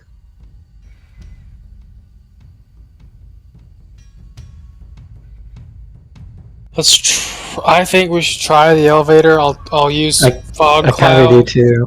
Yeah, I'll use fog cloud, and I'll use a lesser spell than Pass Without a Trace. So maybe we have more when we get down there, assuming we make it down there. I How long mean, does even if fog we, cloud last? I think it is only 10 minutes. Let's find out. Up to an hour. What was that, Bergen? I was gonna say, I feel like even if we have to pop it a couple times, like even if we have minimal pass without a traces by the time we get down there, if it saves us the fighting on the way down, we'll just have that last bit to fair. fight instead of all that extra shit too. Nah, I mean,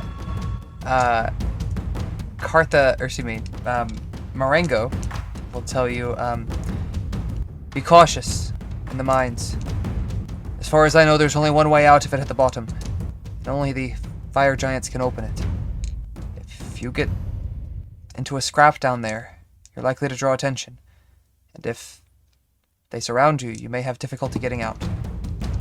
Just be careful.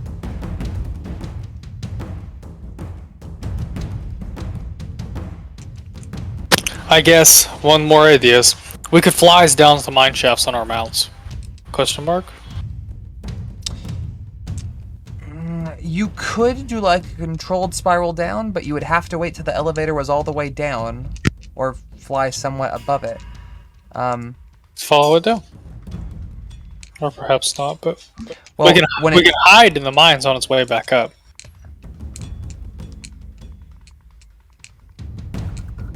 But that gives us the ability to GT the fuck out of there. Again, you would have to be... If you're under the elevator, when it's either going up or down, you can't get past it. It sort of takes up the whole diameter of this chamber. Let's hide in the mines again. The giants either have to fly up to get us, which is terrifying, or use the stairs. You can try. You can certainly try. I'm not opposed to the idea. Sounds like the DM is like cautiously warning against that. I mean, it's not something I anticipated. There might be... It's putting... Unexpected consequences? It's... Yeah. It's putting some things at risk. Because you're... well, I won't say anything.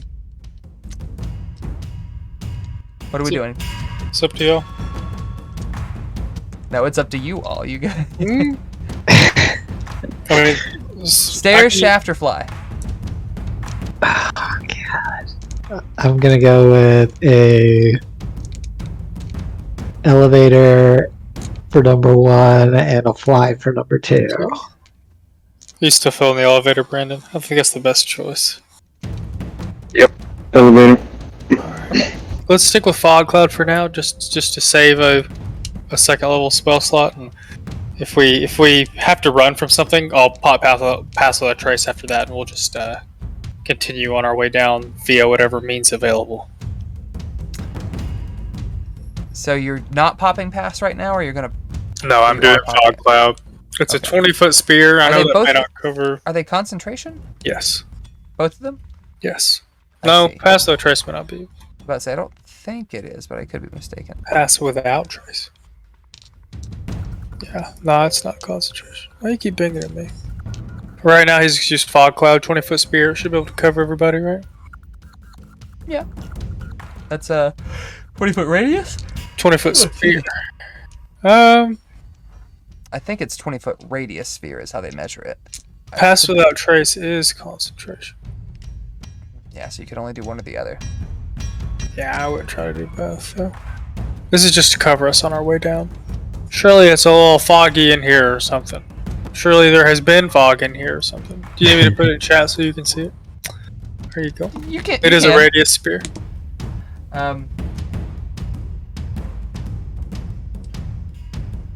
Okay. You guys wait once again for the elevator shaft to settle. You step onto it. Goldbrand releases his fog cloud. I like to think he farts and it just releases a cloud of toxic gas. And it begins its descent to the first stop. 30 seconds. Begins to move again. The second. Another 30 seconds. The third. Another 30 seconds. It's a tedious trip by some standards.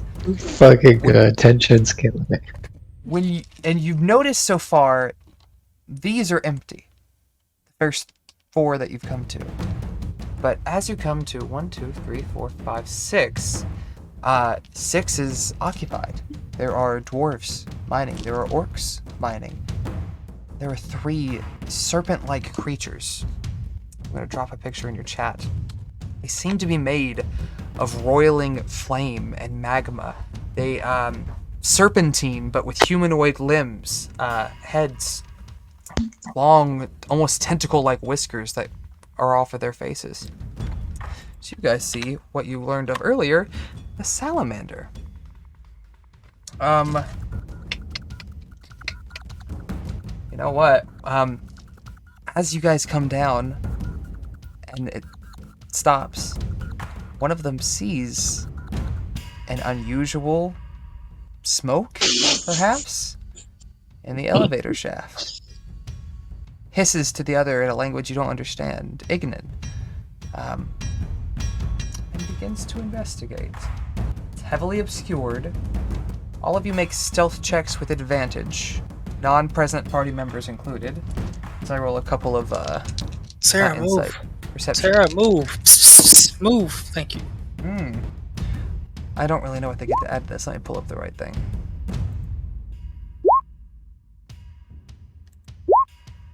Gross, Goldburn.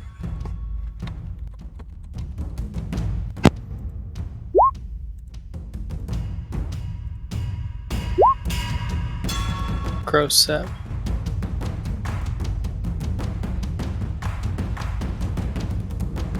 Okay, and that 20 is 2 saves.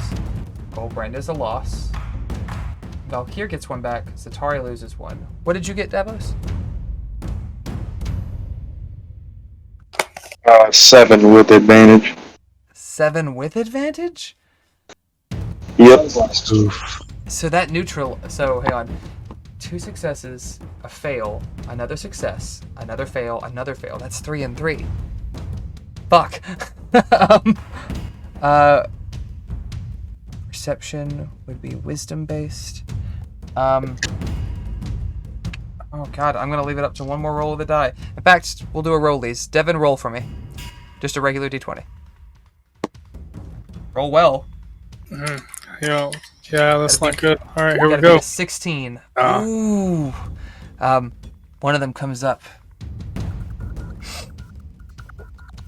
and does not seem to be relying on sight, but scent, and hisses as a tail whips forward, and we'll say strikes at eeny, meeny, miny, mo. We'll say Valkyr. Technically has disadvantage, as long as he can't see him. Okay. Well, he has blind sight. I looked this up. That well, doesn't it's quite.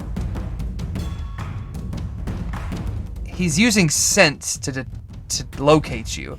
I'll roll one more time though. We'll say it misses, but they know something's in there. And with that, motherfuckers, let's go ahead and roll initiative. Initiative. All right. Does that mean they're gonna sync with us? Did Goldbrand's initiative roll? Yes. Thank you. We'll say this is at least 10 seconds in. There are 3 rounds before the elevator begins to sink.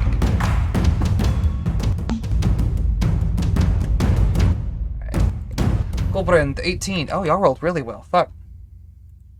Bergen, 19. Valkyr, 25.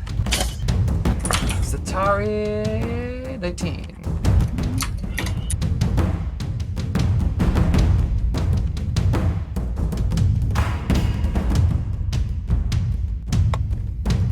I got a 10. No, it seems you are correct that like blind sight does allow you to hit things you cannot see. I thought in that case he would hit Zat. Well, excuse me, would a 16 hit Zat? Let me rephrase it like that. Yeah. Excuse me, not Zat, Valkyr. Yeah. Valkyr, this long tail coils in, and does it grapple them by default? It does grapple them by default. It coils around his arm and sears his skin as he takes 11 piercing and 7 fire damage, a total of 18. And he is grappled. This creature has multi-attack, so it's also going to go in with its spear. Now that it's grabbed onto something and knows something is there, it's going to make a spear attack. A 19 plus 7 is 26. He takes another 16 damage as more piercing and more fire damage sears into him. And with that, we'll start at the top of it. So Valkyr, having just been stabbed and grappled, it's his turn. He can choose to try to escape. He can choose to fight back. What does he do? Sats didn't roll, did it, or do you have it? Valkyr's gonna fuck this thing up. Did I say Zat? I'm sorry, Valkyr is... No, I'm asking if you have Zat's initiative because I don't see it. I see. Should be. I have him down as a 19? Oh, I see it now. It's just got my name on it. On y'all's map. Yeah, I see it. He also gets advantage, so I'm gonna roll this one more time. So Zat technically rolled a 24. I don't see it on the map. Same. Also don't see it. That's really weird. Well, Valkyr is first. Bergen, you're on deck. Pretty much all of y'all, and then all of them. Alright, Valkyr's gonna do what he does. He's just grappled, he's not restrained. He is, yes, correct. Yeah, he's just gonna smack it. Get it. Excellent. You get to do this multiple times a day. He's gonna Hexblade's Curse once per short rest. He's not gonna Hexblade's Curse, he's just gonna take his next attack. Okay, go ahead and get him. Gotcha. 14 does not meet, but he does get the 10 damage in. But, oh, he has Heated Body, doesn't he? He takes 7 fire damage as Rua smashes into him. The blood, hot, splatters across Valkyr's arm and boils as he takes 7 fire damage. With that, we go to Bergen. What you got? Fuck. Yikes. Yeah, I reach forward and touch on Valkyr. Touch me. Where's my touch? Is there enough space here for Valkyr to get on an island with one of them so he can get sneak attack?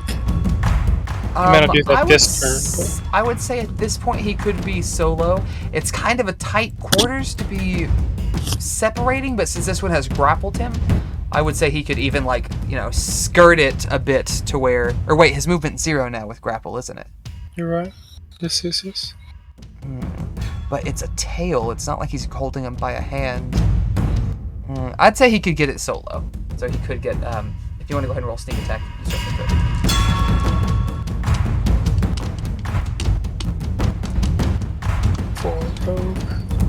could. You got a bonus attack there, Bergen? While I'm looking up to see how many dice he rolls. No, I think that's all I can do because I'm using a spell as my action. I don't have my mace already out rolling. Well, your Mace of the Magistar, because you used a healing spell for your action, you can use it as a bonus action. That's right. That was Jesus Christ. All right, that will sink in one day, I promise. No, Maybe the last dude. fucking game. But extra 6. Ooh. Okay, and are you aiming the one that it has that Valkyr? Yeah. Okay, so that's 20 damage plus the 6, 26. Okay, cool. Anything else, Björgin? No witty remarks or nothing like that. Okay, then we go to Zatatat. What you got? He's gonna do just that. Zatatat. This one's is too close. Yeah, they're all pretty close. Technically they're all coming from the same direction because they're entering from one side of the shaft. So I'm actually going to put this one here. And we'll adjust this a little bit. He could fire on either of those without disadvantage. Yeah, he'll go ahead and get blue right there, though. Get him. He was going to start shooting at the one that's got Valkyr, but I feel like it's kind of canon for Josh to be like, nah. He's got it. That hits. That hits. That hits. Damn. 28 points of damage. Excellent. As we round to Gulbrand. I'm going to drop the fog cloud because I don't see any reason not to. That's not true. I guess I'll try to keep it. Because we're going to keep going down. Which means you can't rage. Gulbrand will use... I mean, they seem to be suspicious of it anyways, but... Yeah, but I want to kill them and keep the cloud, and then use it all the way down. Something else can be suspicious of the cloud. Yeah. I mean... Speaking of clouds... Keep going. Goma's not going to drop it yet, but he is going to step up right here. Can I get them in a 15-foot cone? We're Not gonna try. all of them. You could maybe These get two? 2 of them. I'd say blue and what is that? Green? Yeah. Is this? Oh, I see. It's only one creature. I'll get this one that's messing with Bergen right here. Get him. And I will cast Poison Spray. The con Oh. save. I didn't know you knew that. Yeah, it's a cantrip. Let me rephrase that. I don't think I've ever seen you use that. Picked it up Con? recently. Yeah, for Gets a plus 2. 12 damage. Oh, that was a D12. My bad. Hang on one second. 17 total. So I'm guessing that passes. Yeah. Does he take half? Oh, and he might have. I don't think so. It's save or suck. He does not. Okay. Then suck it is, my friend. Anything else for goal? Bonus action, light up, and nah, I'm gonna wait a minute. If the cloud drops, it drops. Okay. We come to the first 2 salamanders, red and blue. Red automatically succeeds on its tail attack against Valkyr because he hasn't grappled. So he's going to take another 18 points of damage, and he's going to go in for another spear attack. A 10 plus 7, so a 17 I think hits Val. So he's going to take another 16 points of damage. As again, the spear itself stabs in, but it seems like just being that close to the creature, the intense heat that it puts off, actually blisters his skin a bit. The other one, which one? Blue, you just tried to... Who just hit it? Zatari just hit it, but he's kind of far away. So this one's going to go on Goldbrand instead. He is going to try to get you with the same tail attack. An 18 plus 7 is a 25. So take 18 points of damage, and you were grappled. And throw an icon on you, because I forgot to do that for Valk. I'll do that real quick. Grappled. Yeah, there's the net. And it's going to go with the spear attack. Does it have advantage because you're grappled? Is that a thing? Okay. In that case, a nat 20. Fuck. So 16 doubled to 32 points of damage total. Hold on 2 seconds. I'm gonna do the reaction thing. Yeah, do it. You're grappled, so I think you'll be pulled with it. So you said 32? Yes, sir. 16 times 2. Yes, sir. 22. 32. 32. Okay. You're doing Stone's Endurance. Yeah. I thought you were doing Black Hole shit. But cool.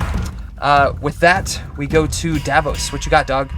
These Salamandy boys is coming up in your crib, snatching your people up. Red grappled Valkyr. One has Valkyr grappled, one has Goldbrand grappled. Goldbrand looks pissed. The red one is the one that grappled Valkyr. I'm sorry, I hear what you say now. Yes. Alright, going after red. Get him. Blade Knight of Erebor. I'm pretty sure that one hits 24. It most certainly does. I'm looking at the wrong screen. Yes, sir. With 10 damage on that one, and then another, pretty sure 19 hits. Now, is that a crit? What was the thing that gives 19 me with your sword, it is. Yes. And it shows... Alright, how we doing crits? 2d8? It doubles Instead the of 1d? die. If you haven't rolled it, yeah, you can roll double the dice, but you only get to add the modifier once. So 10 That is 19 plus damage. 19? Yeah, so 29. That's a 2d8. Fuck. Solid. 2d8 plus 7, yeah. Excellent. And So then 19 plus I 10 is 29. Okay, keep going. will first level smite, another Hit it. 2d8 for another 11 damage. Excellent. How much damage did Valkyr take? Alive. A fair amount. I don't know what he's at right now. Is this 18 accurate, Devin? 18. Oh, his health score? Hit points? Yes. Okay, so yeah, he's battered. Well, maybe a little better than battered, but he's looking kind of rough. We'll do that heal thing when I Divine Lay on Smite, hands? Inspiring Oh. Smite. Gotcha. Cool. Yes. It is Use all your class a- abilities in the first encounter. That's pretty. 2d8 plus 3, so here's my d8. I'm trying to remember. This is in damage and temporary hit points. Is that right? No, I have to re-roll, I think. So it'll be 11 hit points to Valkyr. Cool. Devin, you got that? How many inches is it again? It's 11. temporary. 11. Right? 11 temp HP, I think, yeah. I see. I'll just subtract that first next time. Thank you. And that'll be it for me. Okay. That brings us to Salamander C. On deck is going to be Valkyr and Bergen. Salamander C is our green boy. Seeing Bergen healing some bitches, he's not too happy about that, so he's going to go in for a wrap on you. Another nat 20! Jesus fucking Christ! Like, so it hits with the tail attack, deals 18 damage, and you're grappled. And then it gets to make its spear attack. A 15 plus 7 is a 22 for 16 more points of damage. So altogether, 18 times 2 is 36, plus another 16, 36, 42, 52 points of damage. And you are grappled. We're on 52 total. 52 total, yeah.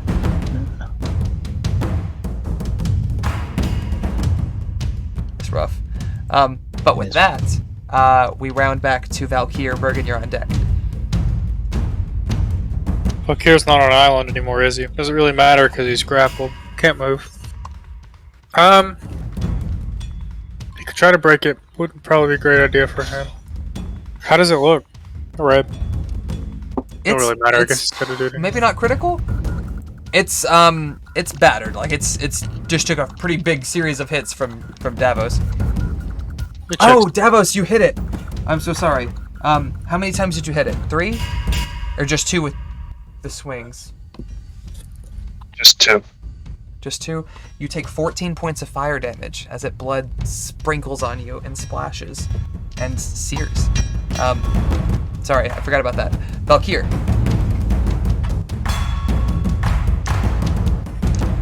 Oh, well, that sucks. I was gonna use blur, but nah, man. Oh, man. Okay. Valkyr is gonna cast something. Something. Yeah. Alright, which one, though? I guess he's going to Misty Step away, because I feel like that's in character for a mage. No, he's done that a few times. That's a very good move. Very Valkyr move. Okay. Blue! Right here in the middle! Excellent. Automatically gets out of his grapple. I wish it were almost like disapparating in Harry Potter, where like when they try to grab you, they have to try to hold on as you're going through the spell. Anyway, excellent. What else you got? That's all you can really do. That was action. It's a bonus action for Misty Step. No. Let me go check. It says it on the spell card right here. Oh, does it? Well, fuck chat. me then. Can he plop? Can he smack it and then bonus action away? Yeah. So I took my action to do that. Don't play spellcasters. Excellent. That particular salamander, he can't hit him with. Oh, no, he can't hit him with both. Oh, okay. Because it's an action and bonus action. So he gets the 11 in. It's in rough shape. It is definitely in critical territory. As we round to Bergen's, Atari on deck. What you got?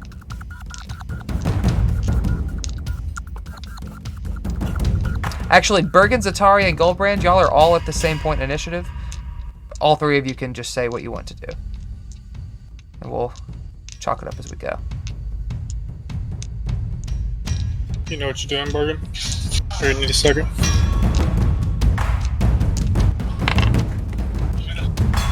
Are you muted, my dude? Yes. No, I get you.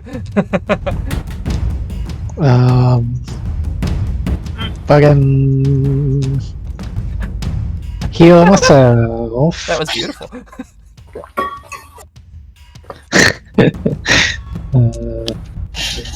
Let's do this one. Get it. What you doing? Oh, you can't. Yeah. Patch yourself up, because you could use it, homie. Yeah, and then shooty mace at the one that was hitting Valkyr. Excellent. Of course. 25. Spec it down. Yeah.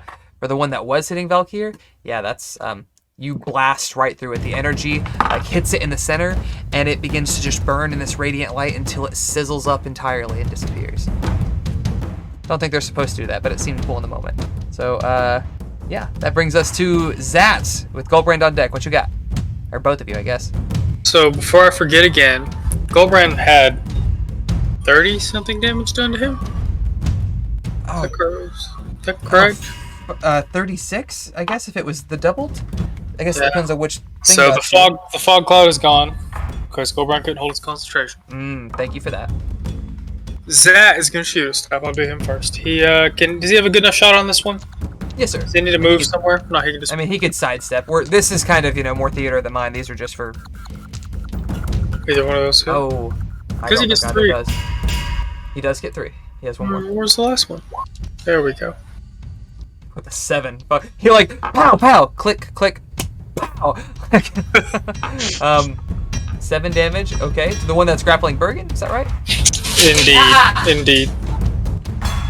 Goldbrand doesn't really give a shit that he's grappled. But you said that attack hits If automatically. you grappled, it auto hits. Yeah. It basically is just searing you more and tightening its grip. Yeah, if it's burning him, Goldbrand will try to. Because it takes his action to try to break away. Is that something he can do? It is an action. It's an athletics or an acrobatics check, like a regular grapple. It's a DC 14. I don't mind to tell you. Yeah, there you go, boy. All right. Action. Goldbrand breaks free, and even as he does, you see his skin is red and blistered and dark. I mean, this creature is intensely hot. What do you like? All my NPCs are. What else do you do with your bonus action? I think I'm gonna save it. Nah, I'm gonna light up and throw the. Get it? He's gonna throw a thing at the one grappling Bergen. Oh, and 12 does not hit. It's okay, it's up though. I'm not grappling no more. It grazes him, but the blood just splurts on Bergen and sears him more. So Bergen takes 25 points. With that, we go to Salamander A and B. A is dead. B is the one on Goldbrand. You just broke out of its grapple. It's going to try to get you again. A 9 plus 7, 16. Mm-hmm. You are re-grappled, and you take another 18 fire damage. As it goes in with the spear. 17 plus 7. 16 more. So 18 plus 16, 34 total.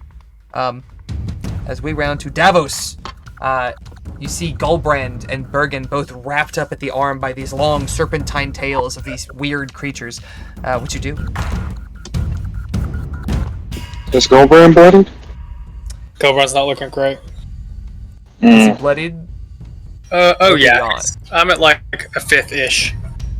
Oh, no. Oh! Oh, right. Well, that gets rid of that attack, I guess.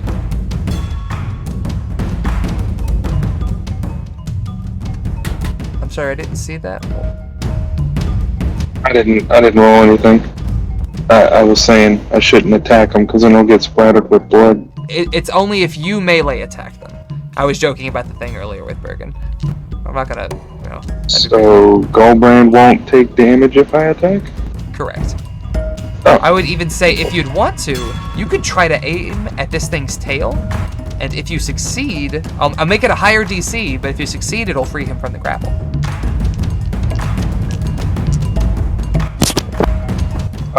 First attack normal, and then we'll go second attack. Let's see what the first attack does. Gotcha. First attack normal. Does an 18 hit? 18 hits, yes sir. Alright, and then now I'm gonna go for the tail. Hang on.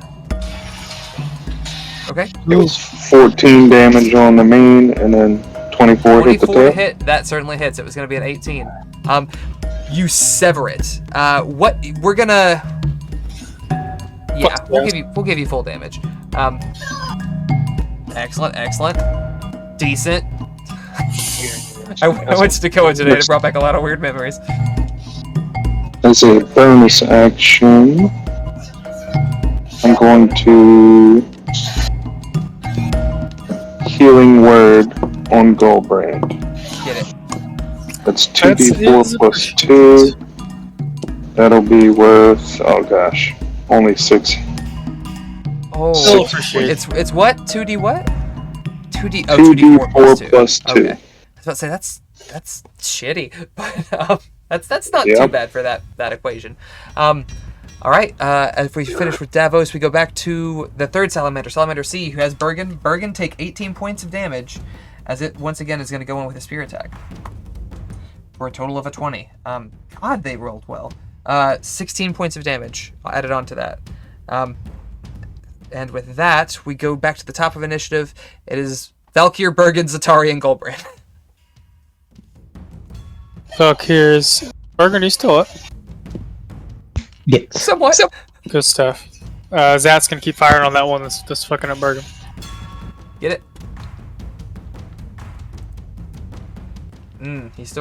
That one's still in pretty good shape. Both of those hit, so that's 22 damage so far. That third one hits for a total of 22, 35. Cool. Alright. That one is in bloody territory. Valkyr, Bergen, Goldbrand. Bergen, you know what's up? Oh, did that not loop? I'm gonna throw something in there and tell me if that might do what I think it might do. Maybe not. Let's see. Armor of Agathis. Oh, this is a great spell. Basically, it gives you temp HP, and when it damages you, you release that as damage back to it, as cold damage. It wouldn't like break this dude's hold on me, would it? Not automatically. You know what? You watch as Bergen, his arm wrapped up his left arm. The arm with not only his gauntlet, but with the Ring of Winter. And as he feels the intensity of this and feels his body approaching critical condition, the ring glows and blue creeps over his hand, up his arm, until there is a gauntlet of ice up to the shoulder and a spiked pauldron. It spreads across his Vindicator's breastplate and deals a pretty hefty bit of damage. 10 cold damage, and you watch as the creature's tail blackens and cracks at it, and it hisses as it pulls it away, and you gather it has a vulnerability to cold damage. Hell yeah. So that's going to do some extra damage. Oh wait, no, sorry, I clicked on the wrong one. I clicked on the Goldbrand one. 10 bumps to, okay. And Bergen, you can gain this 10 temp HP. It has relinquished you, but if it hits you again, you get to blast that back on him. Yeah. Interesting. I don't know how to figure that into my thing. I'll just make a mental note of it. Put it on Just your have to, like, tokens, what I would do. It should have a On my charge thing on token. your character sheet, but the token thing would be alright too. Like if you click on your token, the 3 circles that pop up, Yes. you can keep your Yeah, charges yeah. in one of those. There should be a tracker on D&D Beyond, but I'll check that after the game. Alright, so I guess it's Valkyr and Goldbrand unless you have more you can do, Spencer. Bonus action. I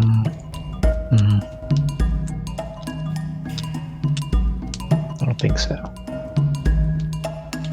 Okay, Valkyr will blast whichever one of these looks like it's hurting more. I think that's yours. I will look to be sure. Roger that. Nope, they're about the same actually.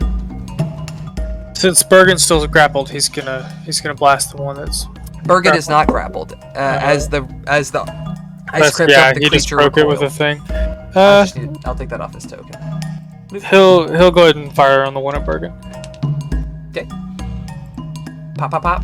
16 and a 16 both hits for 8 damage. Oof. Yeah, sucks. He don't want to smack one. He's not feeling great. Goldbrand, on the other hand, fears neither God nor the devil, and he will indeed. How Take both of appropriate. his face. Considering visions of a devil brought you here. Both of those hit. 17. Get another 17. Get another 17. No. Ooh, so close. You cleave into it. You take 14 points of fire damage as its blood splatters upon you. Ouch, I guess. Yeah. Is that it? Zatari, Bergen, Valkyrie? I can still throw a thing, so I'll throw it at Yeah, at the green one, and then that will be it for Goldbrand. That does not hit. As we round to the Salamander B, which is the one on you. You're not grappled anymore, correct? Yes. Or no, it re-grappled you. Yeah? Yes. So take another 18 points of damage. Yeah, 18 points of damage as it makes a spear attack on you. 18 plus 7, that's a 25. Another 16 points added onto that. Goldbrand's down. Finally. Goldbrand goes limp. Do you say finally? I haven't dropped since like session 3. No, yeah. You're you have over 100 hit points. It's hard, okay? No, I feel you. That's not at you. With that, we round to Davos. You watch as Bergen's hand erupts in ice, and this icy pauldron causes this creature to hiss away as the other one constricts around Goldbrand and stabs him, dropping him. What do you do?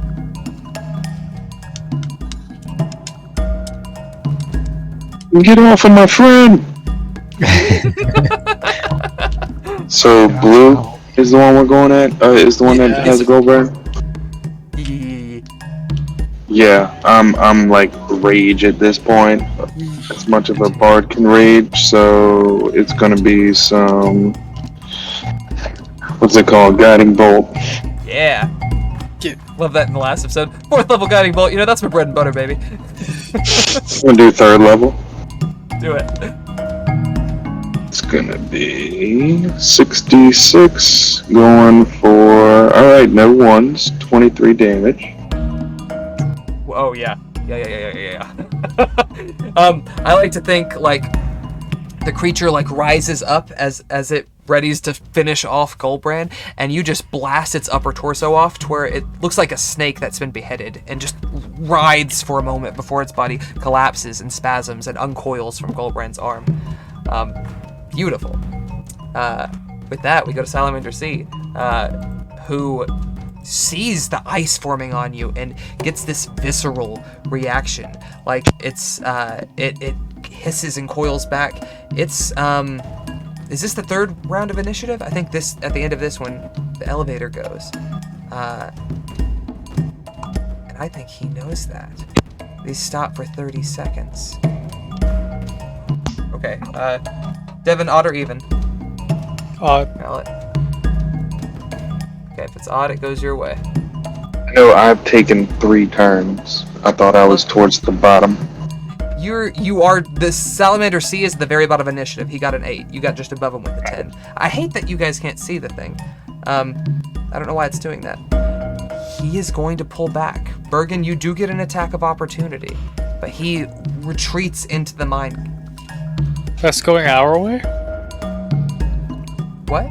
No. They came from what is the western side of the map. I'm sorry. You said odd meant things would go our way, and I thought that meant he would stay and we would get to kill him. I could be confused.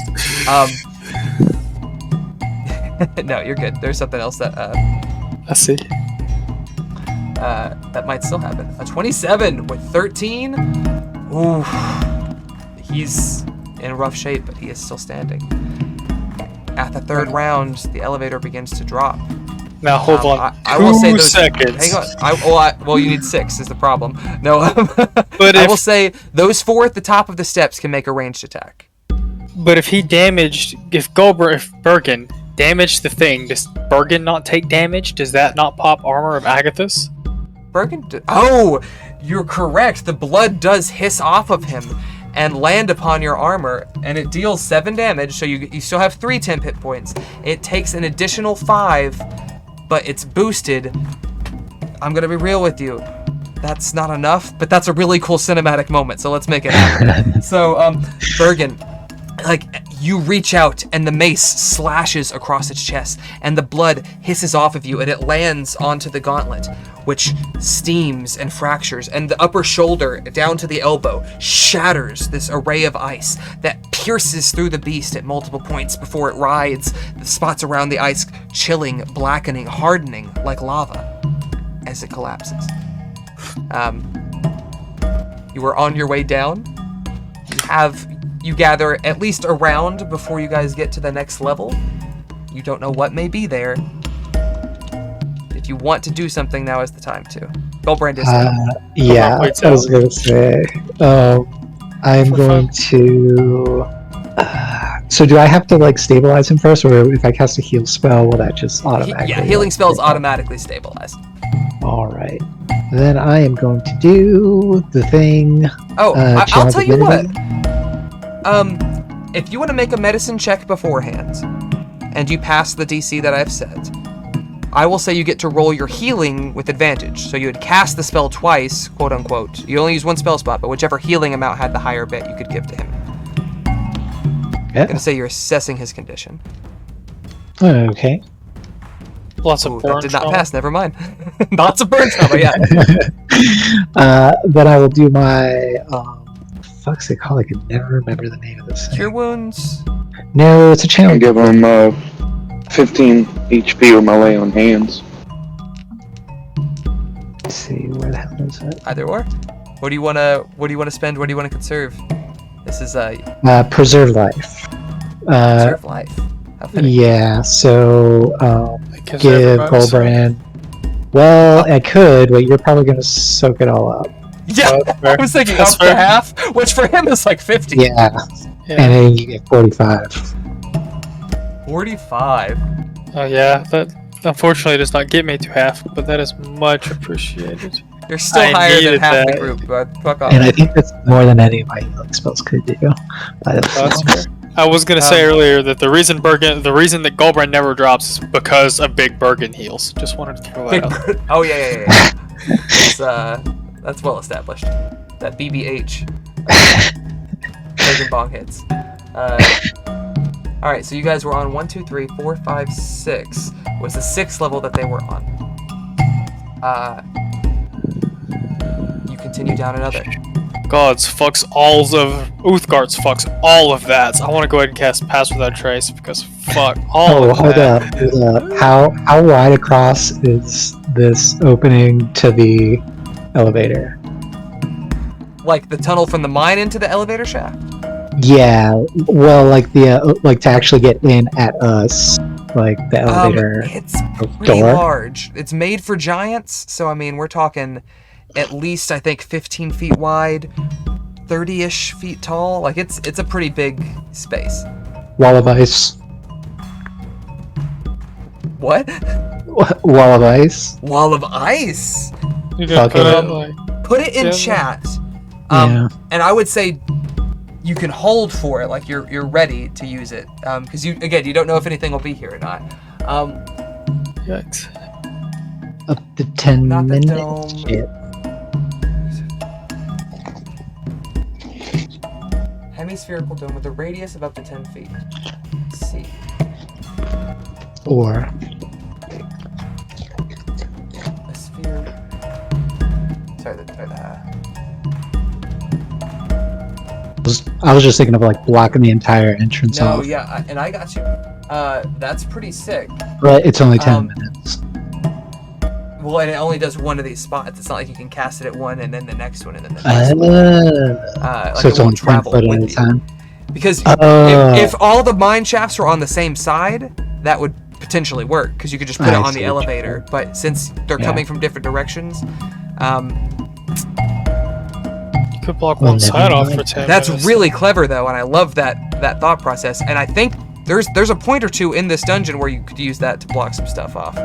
But you go to the 7th level. It is empty. You have another round before you get down to the 8th level. Goldbrand's gonna go ahead and cast Pass Without Trace. If it gets us in, then that's a phenomenal usage of that spell. If it gets us into Ironslag. And On to I the will next. heal somebody. Somebody else is really rough too, aren't they? Isn't it I think Valkyrie? you're really rough. Yeah, I am really rough. You're the worst off right now, yeah. I'm gonna heal myself real quick. Yeah, Nobody's get it. looking. Every time I see that our bard has 69 hit points, it just makes me smile and feel a little warm on the inside. Me and you both. I'm gonna give you a thing where, like, you don't get more hit points, you just gain temporary hit points instead. That refresh on rests. I'm fine with that. Can Goldbrand trigger healing potion? Goldbrain could. That is an action. You could certainly do that. Even do though it he too, casts Pass Bergen. Without a Trace. I poured down Bergen's throat while he's healing himself. I'll allow it, Devin. A round is 6 then seconds. We get 3 rounds. I was about to say, per thing, there's a little more than a round in between some of these. It doesn't really tell me, and there's a visual on the map, obviously, but I'm gonna say you have time to do a second thing if you would like. right? Sorry, I'm looking for a bag of holding. Oh, I see. It's had a little link put in it I didn't recognize. Where's our potions? How many do we have? I'll see here. Aha! I'm gonna take one of the greater ones. Get If that's okay with you guys, since I have so many Yeah, do it, goddamn man. hit points. Yeah, that's fine. 4d4 plus 4. We need to give Bergen one. Yeah, you want him to take the other one? I was gonna say, if somebody else is like really hurt right now, I could pop another heal spell and I will get some healing I from that. think Bergen, Zatari, and excuse me, I think Davos, Valkyr, and Zatari are all at full health. Oh, really? Wow, I think thought so. somebody else was hurt. I thought That's what Valkyr it took a says. bunch of. Valkyrie has 18 Damn. health and 11. 18. I'm sorry, I'm looking at D&D Beyond, and it's showing me what's on their character sheet, not what's on their token. So yes. Yeah. Valkyrie's pretty messed up.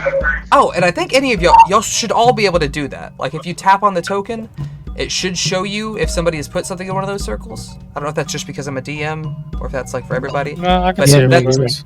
We can put NPC party members' health there and stuff like that to keep up with it. So Valkyrie has 11 temp hit points that will probably go away soon. I don't know how that ability works, Brandon. He has 18 regular hit points.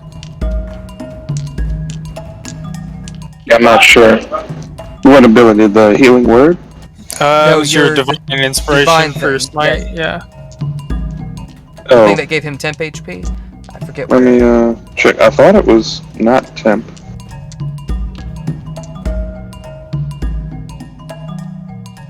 Was it just a heal? Thought so. So I'm sorry, did you say Valkyrie was still I thought you feeling had messed up? something that gave him temp It HP. does say temp hit points. Yeah. Yeah. How long does it say it lasts? Because if it It doesn't, they just are doesn't? there until he uses them. Okay, cool. That's very cool. So you still have those. You begin to go down to the next level, unless anybody wants to do something. Last chance. That hasn't already done 2 things. Alright. You guys lower down to the 9th level. Here, you see 8th level? I'm sorry, 1, 2, 3, 4, 5, 6, 7, 8, 9. No, this is 9. 2 fire giants stand here, overlooking more slaves. All of you make a stealth check. Plus 10 because of Pass Without Trace. Praise the shadow? far. I don't know. Yeah, praise with yeah, fair enough. Witness. Do not witness, is what Goldbrand says as he goes into this. Does not want to be witnessed anymore on this trip, thanks. I have a 20 with the pass without a trace. Excellent. Everybody passes. You guys slip by a notice as you go down to the 10th level, which has, this one is empty. I'm just going to be going down. If y'all want an action in between, just say it. Down to the 12th level. This one has a nest of salamanders. Make another stealth check. Oh god.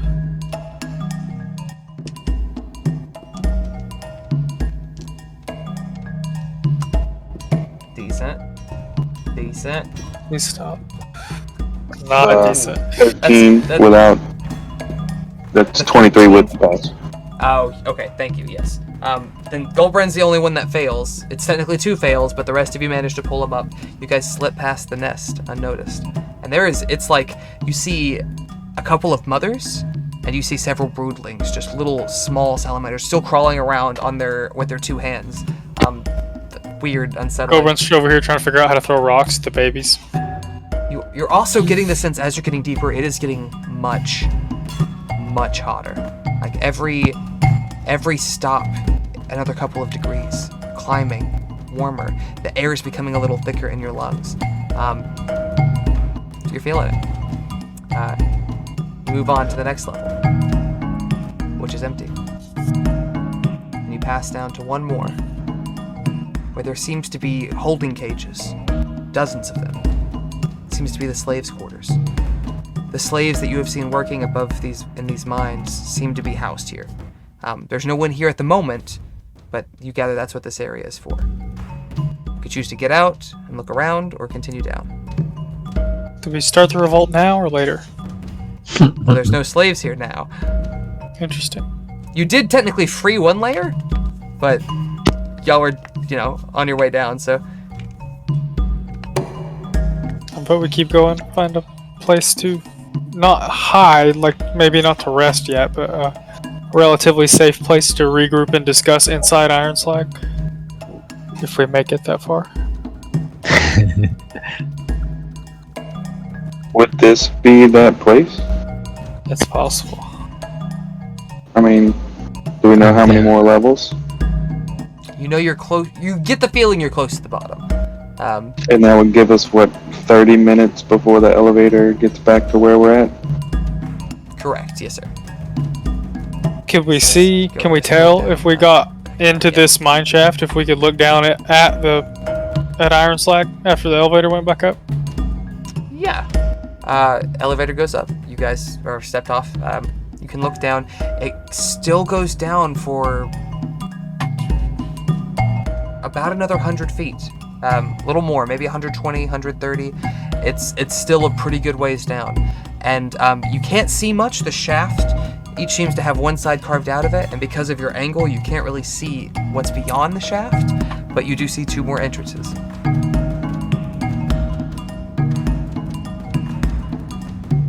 If you look up, you see several such entrances from different areas of the mine, so you would gather that you're closer to the bottom than the top.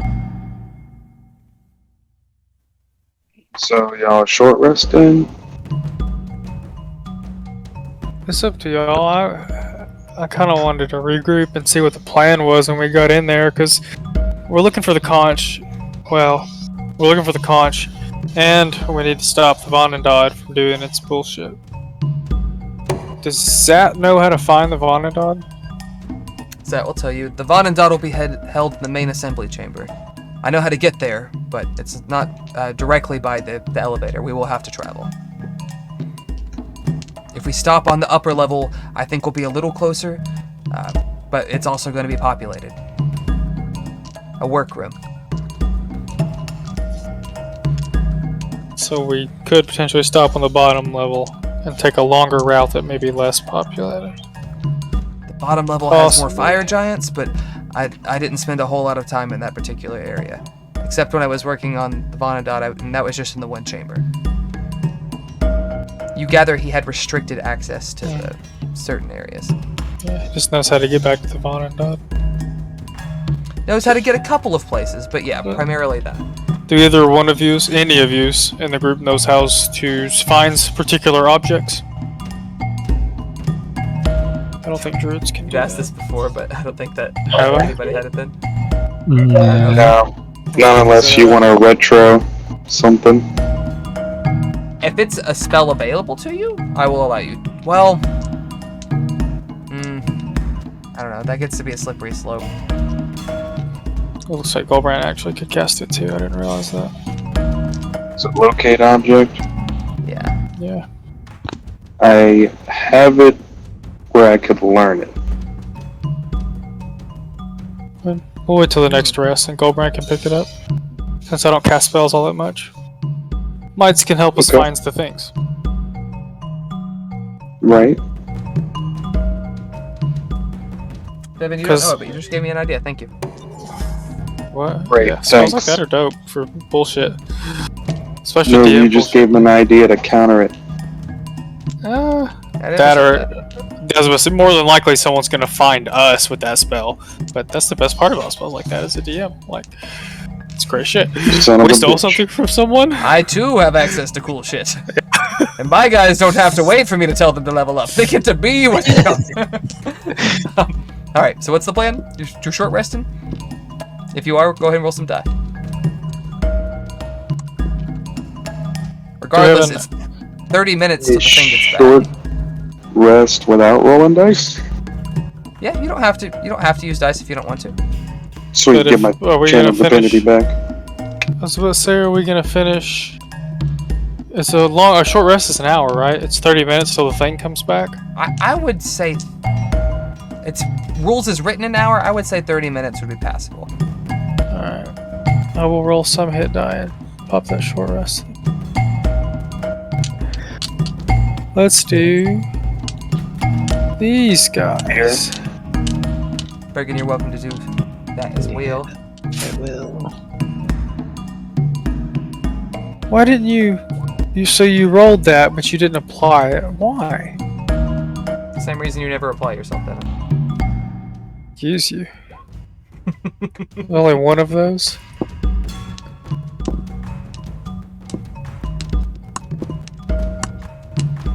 Let me know when you boys are good. I was about to be mean, but I'm not gonna do it.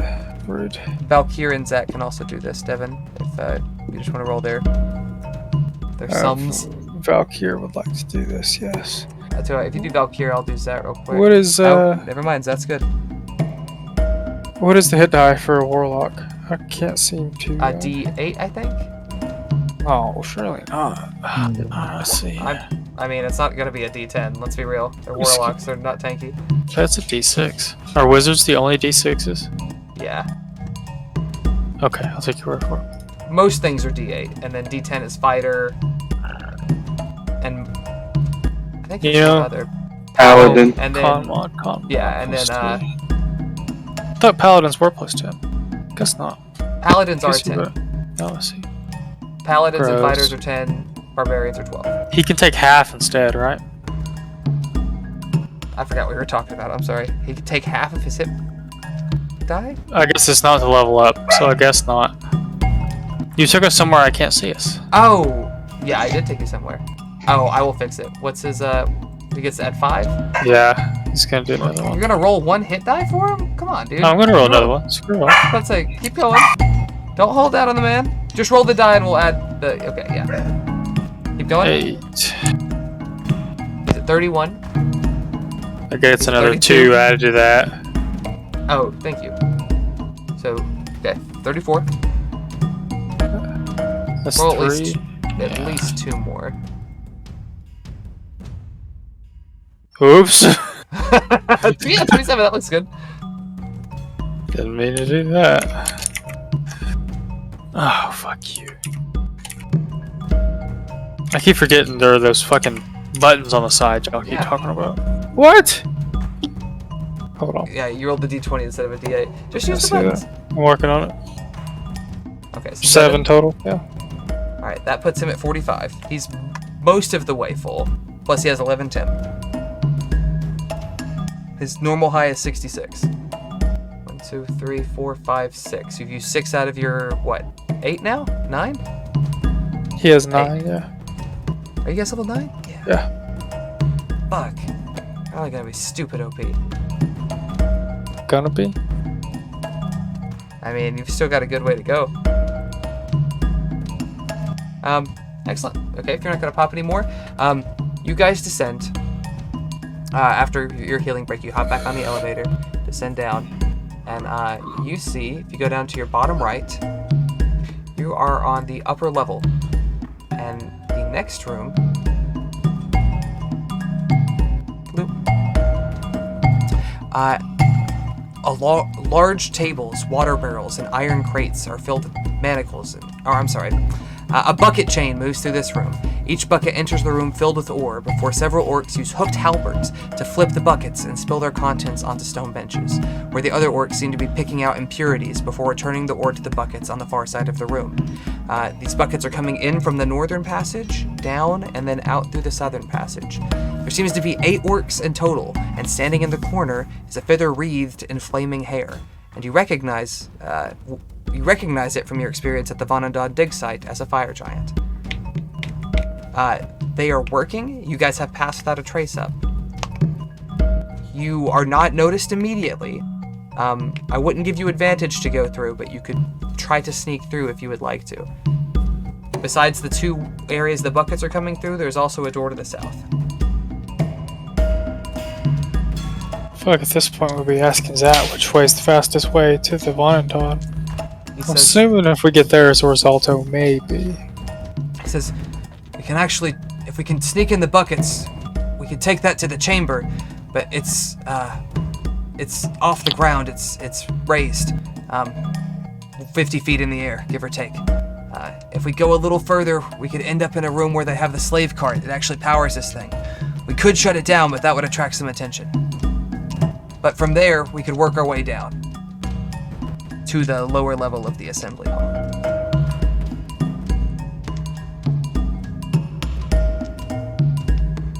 I think I'm down to follow his lead if y'all are. I also wonder where that door going, but Yes. I think we could potentially shut that thing down he mentioned, and if I pop another pass without a trace, maybe we can use that as a distraction, and then get back into the room where the Von and Dot is, or where Zalto is. Interesting. Okay. If that is the case, go ahead and roll stealth checks for me. You have the +10, but there are 9 creatures in this room, so I'm going to set a fairly high DC. Okay. Did I say initiative? Whoops. 24 Yeah. with the Oh, pass roll without a The trace. same damn thing. 24? Yeah. So that's 3 passes. 34, 33. Who am I No, missing? 24, 33, 20. 10, 16. What? 20. 10 plus 10 is 20. Oh, I'm sorry. You're right. 20, 16. 16, 33. 33, 24, and then another 24. Okay, you guys do pass. You can hop in the carts. Are you going to try to make it for the door, Goldbrand, or are you going... Nah, if Zap thinks that's probably the safest way to get the Von and Dot, he's gonna follow his friend. Knows where he going. Follow his friend. Look what Goldbrand's learned along the way. You guys continue through a narrow passage. And he tells you, we might be spotted, so it might be better to keep your head down. As you guys come to a very, very large room.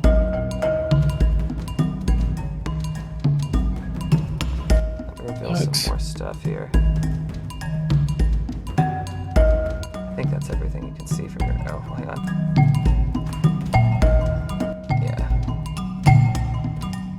Okay. Wide iron gantries extend a short distance into the vast chamber. 2 lit braziers illuminate the western gantry, which has iron stairs leading down to the floor in the lower level. The steps are iron grills with holes in them, large holes. The ceiling is 40 feet above the gantries, the floor 50 feet below. So from your height, 40 feet up, 50 feet down to the ground. The rattling of bucket chains fill this room, and 4 cable towers support buckets that move through this area. Held in place by chains bolted to the floor and ceiling is the helmed head of a colossal figure, wrought from black, stone-like metal and shining bronze. The immense dragon-slaying titan, the Vonendot. Over 100 feet tall, the Colossus stands seemingly completed, with each of its legs, arms, and head connected to the torso, which bears a massive dragon skull. And embedded in the center of the skull is an enormous ruby. Gleaming in the flickering light of the braziers in the forge, cranes extend out from the western and eastern gantries that hold the figure upright, which, as it comes into full view, you see a massive bladed arm for its left hand, and an unusual 2-pronged right arm. Zatari, when he last stood in this hall some 15-20 years ago, the Vonendod was little more than a torso and a head, with a few fragments of the legs and a single incomplete arm. Yet he sees here the weapon on the right arm of the Vonendod, and knows this to be what Duke Zalto has coveted for years. A weapon fabled of untold destruction, an energy cannon that harnessed with the near limitless energy of the fire primordial that once resided behind the ruby in its chest. The runes burned across his body itch at the sight of it, and his eyes notice that not all of this is the original Vonendot, but it looks as if Zalto has forged many parts to replace what he could not acquire, mimicking what the left arm had to help complete the right arm, using parts that from other parts of the machine to gain an understanding of how it works. A rush of movement draws your attention away from the construct to the ground some 60 feet below, where you see 2 large dogs, fur like black onyx, eyes as if embers. You realize, especially you holy boys, that these are hellhounds. They chase a large iron ball with holes all around it, exhaling flame, and as the familiar stench of burning flesh wafts up to you, and you realize that within that orb was once a person, but is now a curled, crispy husk. They snatch the ball, competing for the honor of carrying it back to a towering figure you now see in the corner by a roaring forge. Covered in adamantine plate armor is a black-skinned giant with a mane of flaming hair, donning a black onyx crown embedded with gemstones and gilded with fine lines of gold. In his hands, a massive warhammer lined with bars on either side, and Zatari knows this on sight to be the Duke of the Fire Giants, Zalto. I'm gonna drop two images in because I could not decide. One is the MTG art, which of course is Bay, but one's just got I like the hair in the other one, I guess. I don't know, it looks cooler. You see another giant come and stand next to Duke Zalto, begins to speak to him. You can't quite make it out, but if you could choose to listen in, you could try. Or you could continue down the passage. You are 60-ish feet above 50 feet above the ground at this point.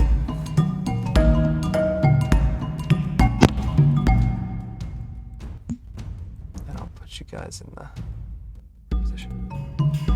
Oh boy. Oh, whoops.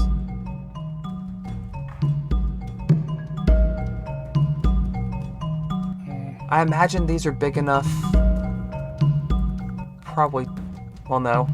I think went to a basket to be fully lowered down and concealed. Does anyone have a way to lower us down? The rope of climbing I don't think is going to be great. It will just take too long for us all to... We'll still have to drop 20 feet. I wonder if it's worth it to pass on into the other room and work our way back in. Yeah, I don't think I have anything. Unless you want a retro featherfall.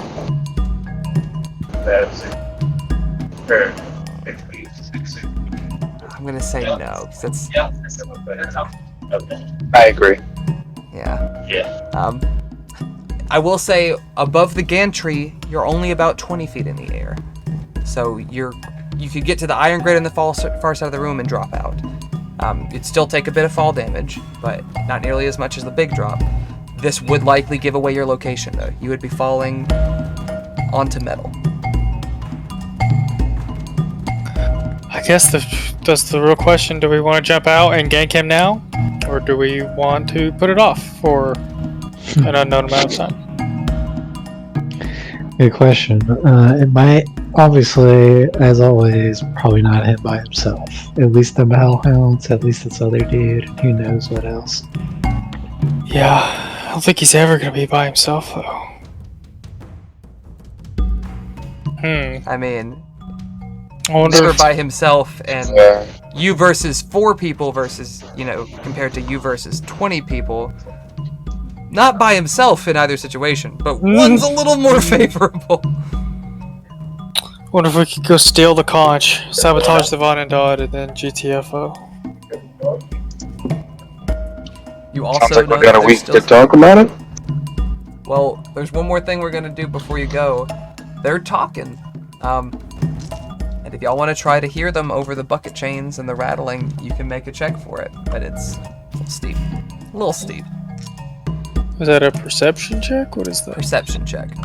I will say up to 3 people. Gross. Ooh. Goldbrand's like, I can make that jumps. I can do this. This is fine.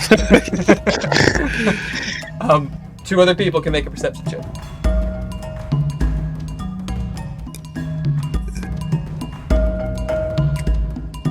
Or not. Okay. I got an 11. 11's pretty solid. Oh, 11 total. Oh. Oh yeah. I'm sorry. That doesn't get you anything, guys. Well, let me say this. Everyone's listening out. Let Zatari and Valk roll too. Working on it. What is perception? What is this perception? That's not perception. It says it, but it says +0, and that looks weird. Yeah, that's weird. I'm in. We're all looking over the edge. Like, nah, we can do this. Zatari's over here like, gonna fucking shoot him in the gut. He's taking out bad news and like aiming up a shot, like not even trying to hear the conversation. You guys do not get a juicy bit of info. Which to compound the anxiety that may or may not cause, as you enter the next room, you see a large work area filled with dozens of slaves who are shifting a large wheel. You also that is powering the rotation of this device. You also see 2 ogres that stand guard in the room. I think technically Pass Without Trace is still up. Because you just cast it when you got to the bottom, is that right? Because you had Fog Cloud on the way up for the first part. I casted it at like level 9 or 10 or something. And then we waited 30 minutes. Oh, in the mine. I was about to say, Devin, you're not level 10. What the fuck are you talking about? Okay, so, but you took a short rest before that, or after that. Yeah. Okay, so 30 minutes, I would say you're getting at the tail end of it. I'll say this is the last time you can probably use it. 10, just roll a check and see if, or you could jump out here if you would like to. This is the room without the wheel, I see. Zatari, there's no tally here for telepathic communication, but I'll say he's like whispering as you guys are starting to approach the tunnel. There could be a fire giant up ahead.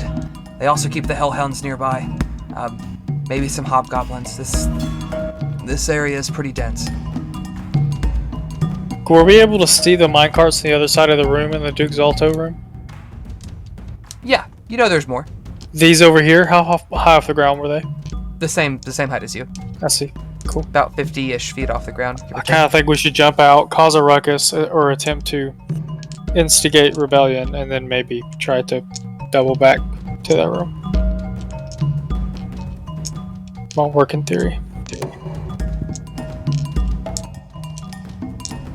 What you boys think? Not a bad one, I guess, if you think we can pull it off. You think a riot will ensue? It's not so much about, like, I don't know, it's more about getting all of them, except hopefully Zalto, into one area to investigate, or at least some of them. Or potentially stirring up a mob to run in there and make chaos in front of us. See. We'll see. Brandon. Sorry, I'm getting a little tied up at work. Only heard half of that. Devin wants to start a riot. Is the TLDR. Prison riot. Goldbrand also wants to start a riot. Yeah, that makes sense. Okay.